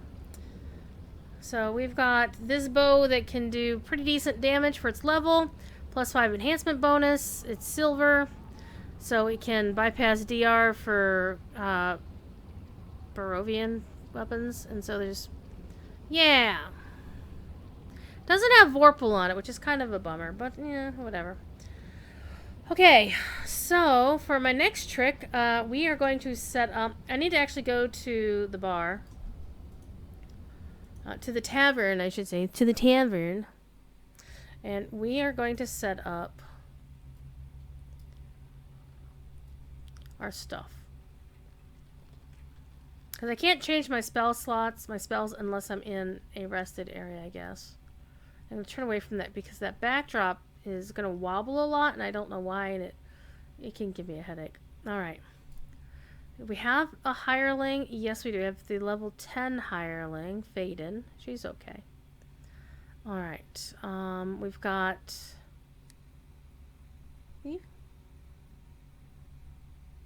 Butthead. I still need to go to Saltmarsh to pick up my stuff with this. So I'm going to put this down here so I remember. Alright, but let's do our things. And we want to do the enhancement trees first. So we'll start there. So I'm not going to actually take any rogue enhancement tree stuff because I don't need to. I will pick Wood Elf. Boom. Well, I have to use my one racial, so we're going to accept that. I have one universal tree point I can use. And normally I would go with... let's set these to the right ones. Let's use Arcane Archer for this one. Let's put Inquisitive for this one.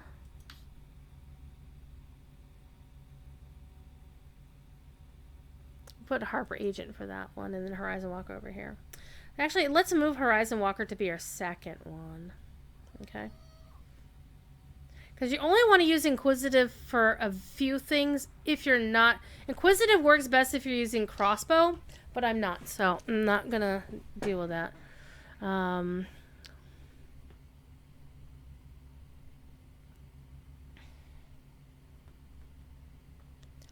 So... we want to be using Arcane Archer and Horizon. Basically, I'm going to spend most of my points here in Arcane Archer and Horizon Walker.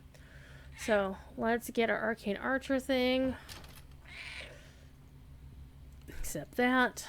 I do want to choose the Inquisitive +1 to attack with all weapons, because that's just too good to have. Alright. We'll save that. And apparently I used my universal tree on Inquisitive, but that's okay. I have points I can spend on Horizon Walker. Let's choose this. Okay. Conjure arrows. That is good. So Horizon Walker, you start with your base skill is marking a target. So this is not a passive skill, which kind of bites, but it is what it is. I'm going to put my stuff up here. I'm going to take these out because I never use them. Alright. So, Tier 1, Eye for Accuracy +1 to attack with weapons. We're going to take that. +1 W bow attack. And that's a 6-second cooldown. So, definitely want that. There's the planar dodge. Tumble spot and listen. Conjure arrow. So this is a conjure arrow. So I can either choose conjure arrow here for 2 AP, or I can use conjure arrow over here for 2 AP. So either one of these will do. It doesn't matter which. It really depends on which tree I want to spend more points in. What are you doing? What are you doing? Here. Come here. Oh, look at you. You're so soft. You're so soft. I have you. Okay, so before we finish building this out, I want to take a look at other things. The cores of Horizon improve marking. Your marked targets get decreased fortification. Their AC penalties is down to -4, and you gain +3 max dex bonusing while wearing light armor. So we definitely would want to keep it to light armor for that purpose. So it's a good thing I didn't choose medium armor proficiency, right? And use something else, didn't I?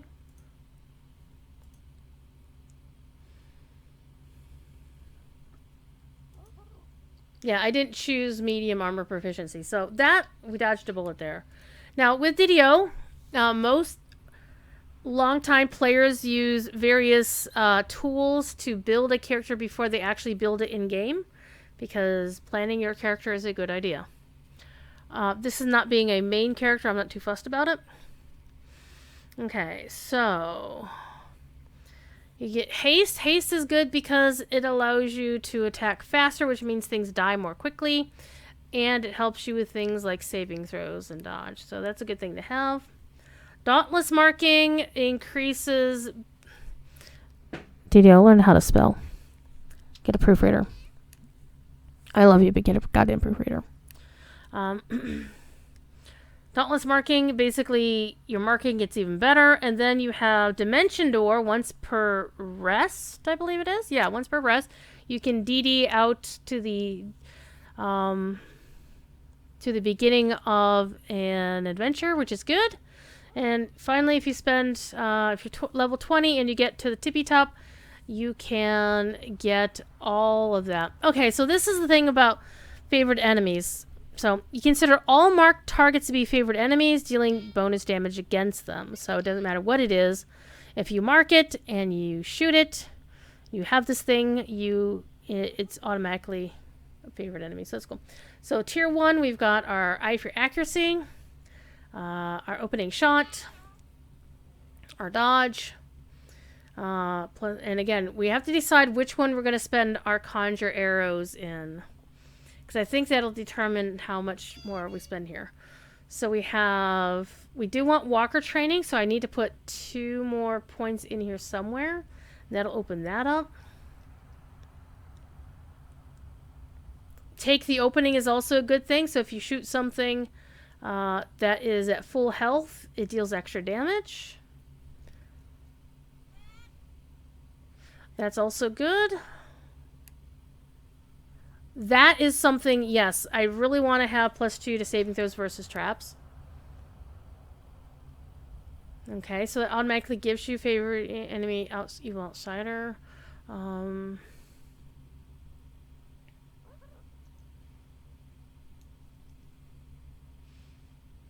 Okay.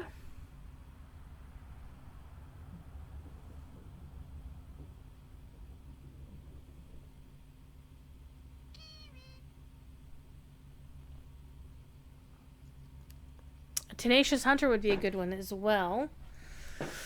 Okay, ability score. +2 to attack and +2 to damage with longbows and short bows. Also good.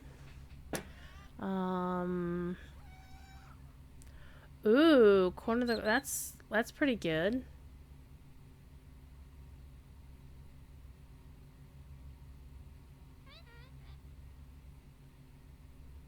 Walker's Guidance would be good for me if I was trying to get past a trap. Scattershot,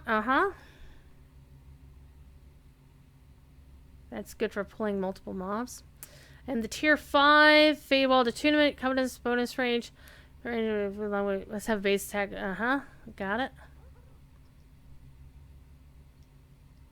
Banish the Quarry, so it basically doubles down on that. Bosses can't be banished, that's no fun. Misty Step, So that would be good for anti-trapping. So yeah, that would be good to have. And Power Shot and Improve Archer's Focus. Okay. So I do want to spend most of my points in Horizon Walker, but I don't want to ignore Arcane Archer, because there's still some good stuff in Arcane Archer that I want to work with. Unfortunately, you can't max out the cores of more than one of these.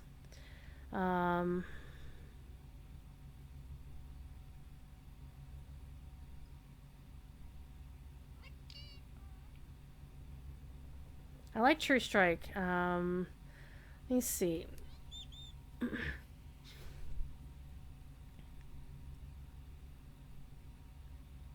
also like Dispelling Shot.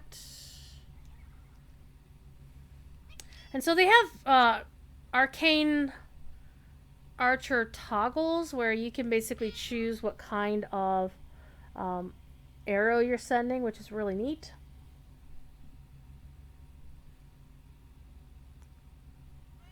And elemental arrows to go for, you know, fire, cold, acid, whatever. Yeah, Soul Magic I'm not really fussed about.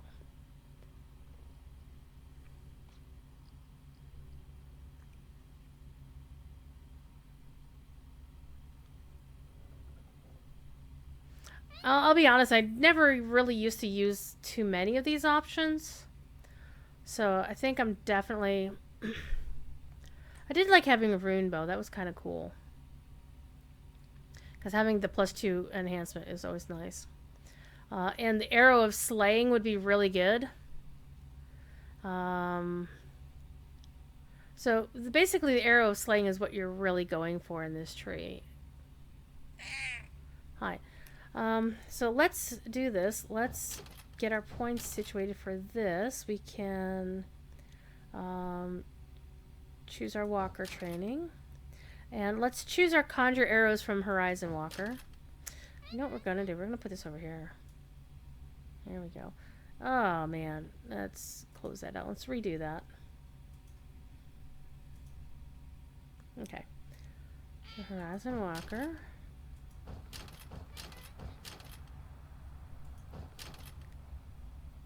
We chose that. We're going to go for our conjure arrows. Take the opening, yep.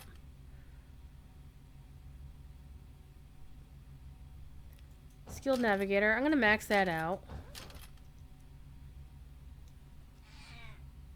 Kitty's got his tail in my face. 23 points remaining. And I could also put some points in my elf. But really, I don't see much use for it. Except Wood Elf weapon training would be good as well. Because that's going to get me some additional hit against things. So I think we'll take that.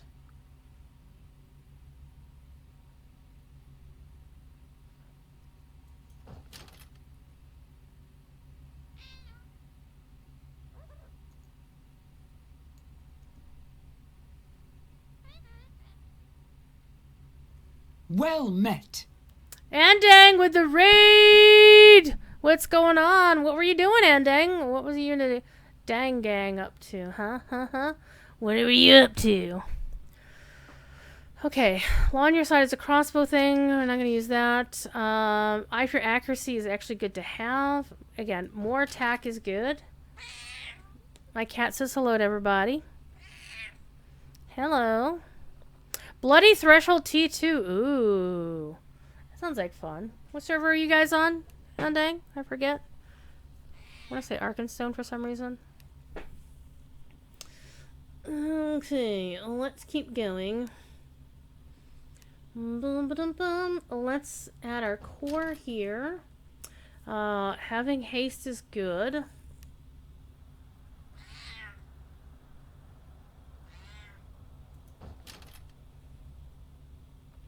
Gonna get protection from evil. Evil. Dimension Door again. I'm gonna... Oh, that's Hunter's Focus. Never mind. Where's Dimension Door? Where'd Dimension Door go? What are you doing, kitty cat?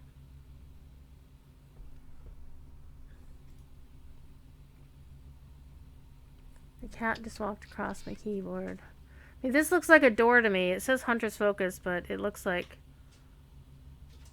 I don't think that's right. Thief, get off of that. On landing. Oh, it is close to bedtime, Bonger fans. I feel that pain. It's midnight here. It's late for me too. Meow.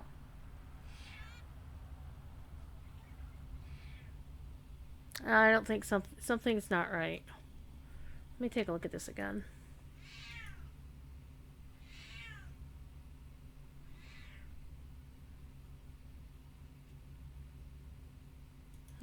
Let's start with just that. Accept that. Okay.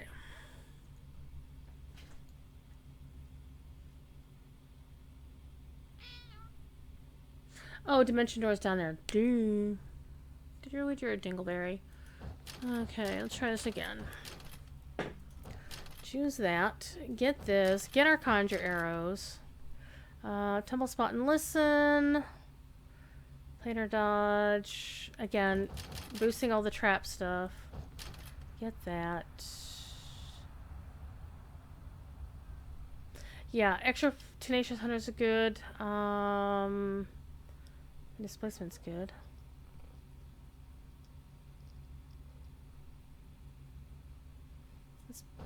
max those out.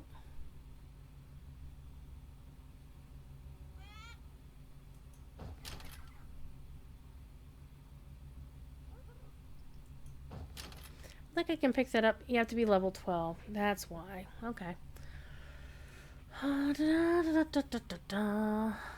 Okay, we wanted to pick up... let's put 3 points over here. Want to max out the attack with the weapons. And that's pretty much all you need for Inquisitive.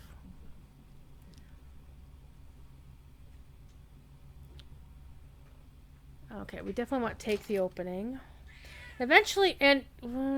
what was the other thing I'm looking for? Protection from evil, yes. Walker training 2, yes, I wanted that. Oh yes, oh yes, oh yes, we wanted that. Ba-da-ba-da-ba-ba-ba.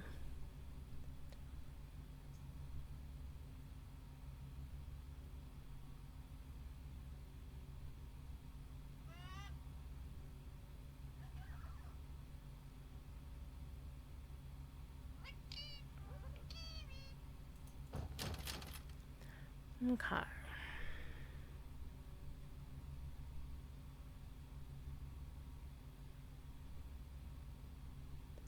don't honestly stay stationary for 6 seconds or less.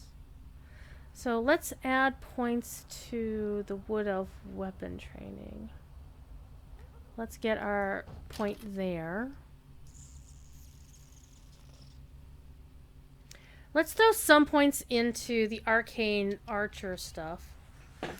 Because I still need to build up some of that too. So I don't need Conjure Arrows because I got it over here. I will take the True Strike.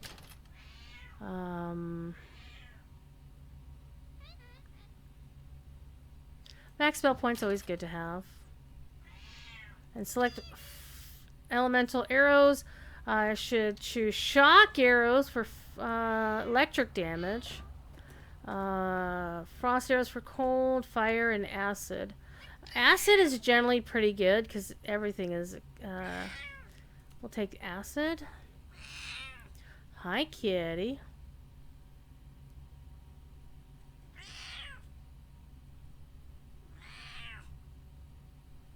Hello, Thiefy Butt. Hi.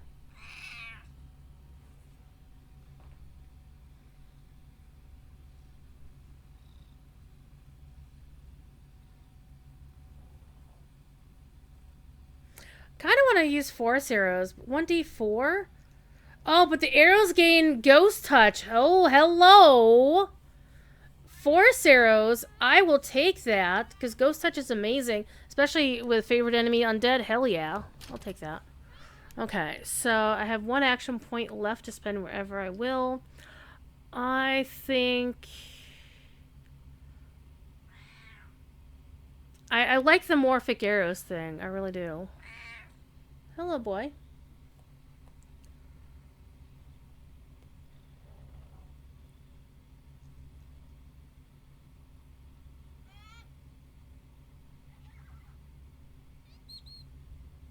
Yeah, I'm going to choose morphic arrows, and that will be all my action points. Okay, so now that we've got our enhancement tree settled, and I forgot to take Harper Agent, but that's +1 to hit against evil.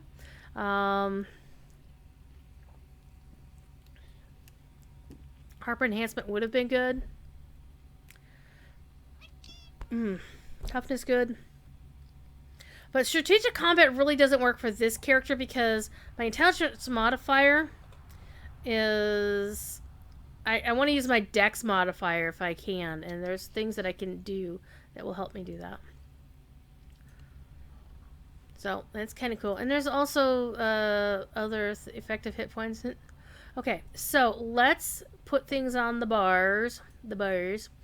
And I always like to just show me the active ones because the passive ones don't do me any good. So let's put this up here. Many shot for the win. Let's put many shot down here. Archer's focus is a toggle. We'll set this here and just turn that shit on. Okay. Sunder and Trip. I never really use those. Oh, Improved Wild. Up the duration for 5 minutes. I might as well just use the higher one, right?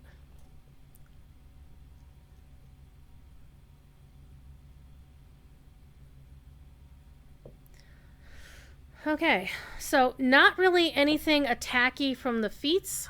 Let me look at my spells. I only have a couple of spell slots.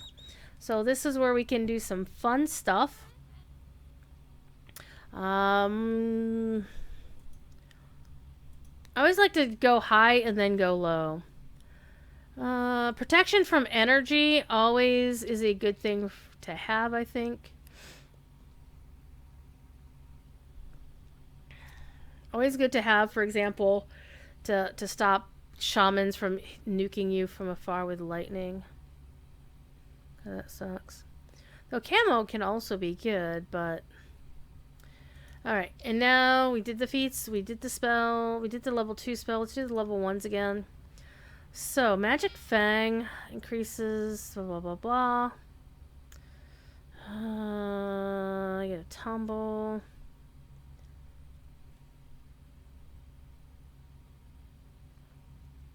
There really isn't much that's good here.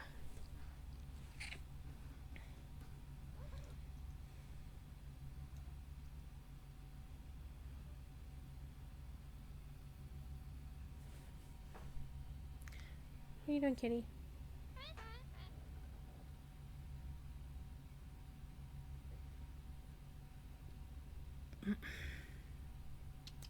Tangle could be good. Charm Animal can also be good.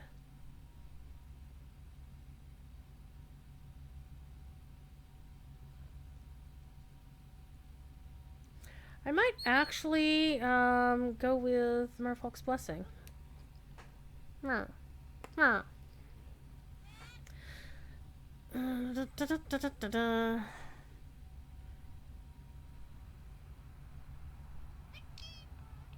can also summon a Grey Wolf. Why not? Because that's cool. Okay, so here's our spells. So let's bring this on down here. And then bring this down there instead. Because I don't ever want to summon a rat. Who wants to summon a rat? Nobody. Hello! Okay, and then we have our enhancement. This is where all the good stuff is. So Conjure Arrow, I always put it like over here. And the sad thing is it only creates a stack of 100 arrows. Whereas if you conjure bolts for a crossbow, it gets you 1,000. So you do have to do a lot of conjure arrows to get stuff done, which it kind of stinks. But, you know, it is what it is. So let's conjure some arrows. See, 100 arrows. Let's equip those instead of those arrows. Hi, kitty. Hello, kitty. Thiefy kitty. Alrighty. Put haste as a buff down here. Mark target's going to be one of your big things. Morphic arrows is a toggle I will just have on. Toggle that bad boy. Let's put that up there. Opening shot. So I'm going to put that on 1 actually. And we're going to put...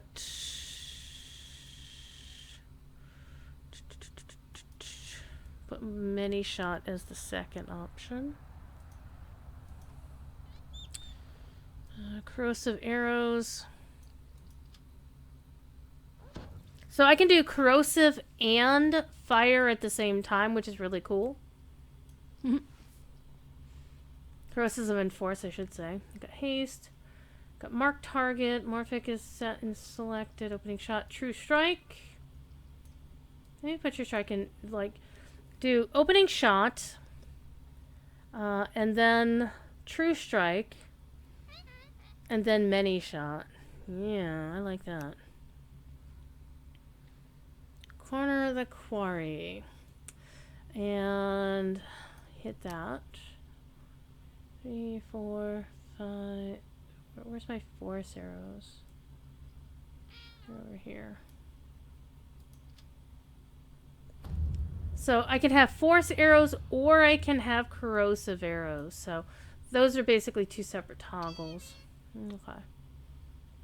Morphic arrows.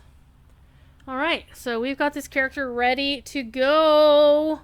However, we've been here for over 2 hours, and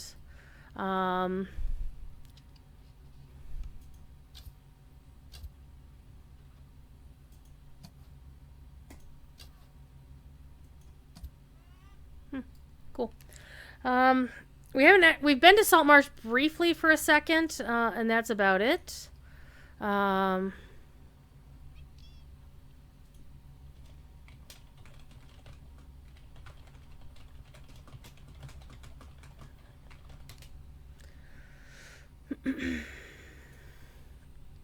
So let's go back to so we got our Horizon Walker set up, so we could try a couple of quests, but it is kind of late.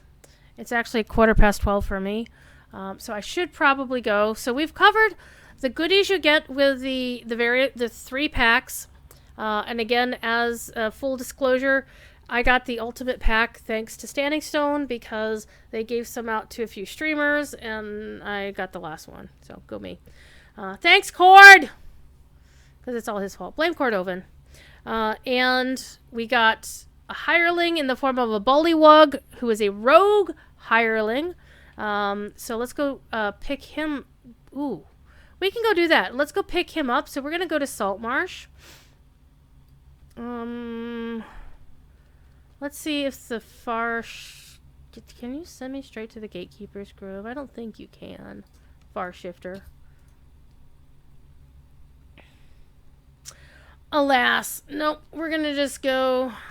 And this, by the way, is my guild airship. It is the biggest guild airship. Again, thanks, Cordovan. This is why you make friends with the community managers instead of yell at them. Not that you should always get freebs. And your character will look like this running around with a bow the whole time. That's fine. Alright, we want to go to the harbor. And I should probably pull out my unicorn because unicorns are amazing. Or Fastwise Stallion or a unicorn. Unicorn. We're gonna ride the freaking unicorn. Because who wouldn't want to ride a unicorn? I mean, look at that shit. There's also a black one that I could ride, but this character will ride the unicorn because she's nice. So in order to redeem your items, again, this is a reiteration from earlier in the show. Once you have purchased the Sinister Secret of Saltmarsh on the DDO market for real money, then you're going to go here to the Gatekeeper's Grove. And you're going to go talk to somebody. Again, if you're a VIP, you get 10% off in the cash shop, in the cash market website. So that's a thing you should pay attention to. And if you are VIP and log into any one of your characters between now and September 4th, the website does say September 5th, Jerry, I'm just saying. You can, you'll get a ticket. Not the kind that you get for speeding, but you get this ticket. You talk to this dude. And you can either exchange the ticket, and he will give you a VIP Elixir of Discovery, 1 per character, bound to character. And then you can claim something else. You can claim something from whichever bundle you purchased of the 2 that come with extra goodies. Or you could claim one of everything. You only want to do this on the very first character that you want your stuff on, the big one.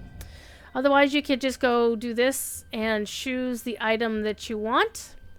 Now, I don't have to choose the pets or the steeds because once you unlock them on a given server, you can keep them permanent. And this is actually a really cool thing they have just started doing. I mean, yes, it's a little bit of a pain in the ass to go to an NPC and to remember to go to an NPC to get your stuff, but it's better than all the shit clogging your inventory the day you log into your character. I'm just saying. So, out of all of these things, they really actually should put something on here. No, don't chase the things on screen, cat. You dingleberry.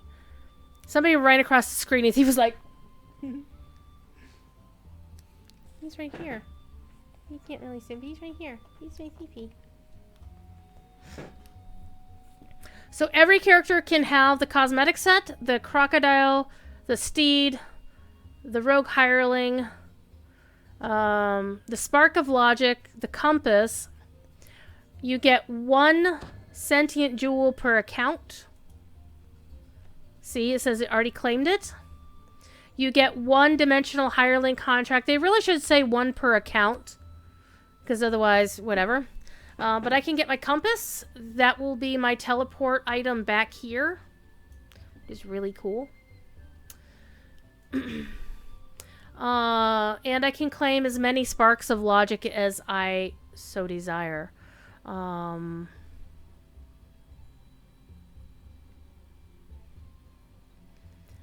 However, you notice not everything is here because some things are in the other thing, so you have to go to the collector's bundle and you can get the other stuff. The other cosmetic set, the other pet, which is the mimic, which is going to be my favorite, the other steed, and then I want the heroic bullywug rogue hireling, which is this critter right here. And so, yeah, and you can climb this as many times as you want. Look at that. You know, you can only summon 1 of this per adventure, so it does you no good to have multiples. So I'm going to destroy that contract. And his name is Froggo. He's a bullywug, basically a sentient frog. And I believe at one point when they were showing off one of the NPCs on their test server, Lamania, in the test dojo that you can only get to, it's like the Isengard Tavern version for those who play Lotro. It's their version of the Isengard Tavern. They had a bullywug off to the side doing the dance from the Warner Brothers cartoons. You remember Michigan J. Frog? Hello, my darling. Hello. Yeah, that song. Yeah, that dance. They had the character animated to do the dance, and we were like, how the hell did you not get sued for that? Okay, so I got my hire. Okay, let me arrange things. I like to have my things arranged in a certain fashion. So I'm going to put this here. And I have my other travel options, which is, this is my hireling from... over here. This is my hireling from Feywild. This is my animated scarecrow from Ravenloft. And I'm not high enough level to pick up my owlbear yet. There's a level... Why do I have a level 6 favorite soul? I don't know.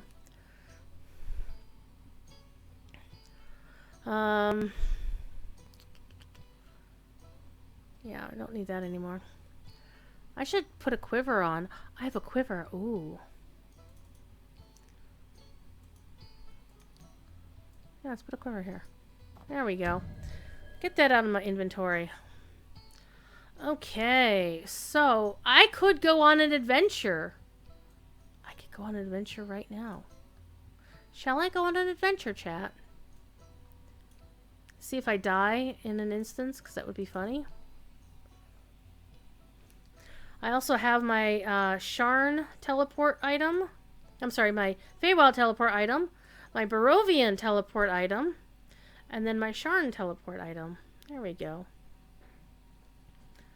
So that's all kinds of fun. Let's put this in over here.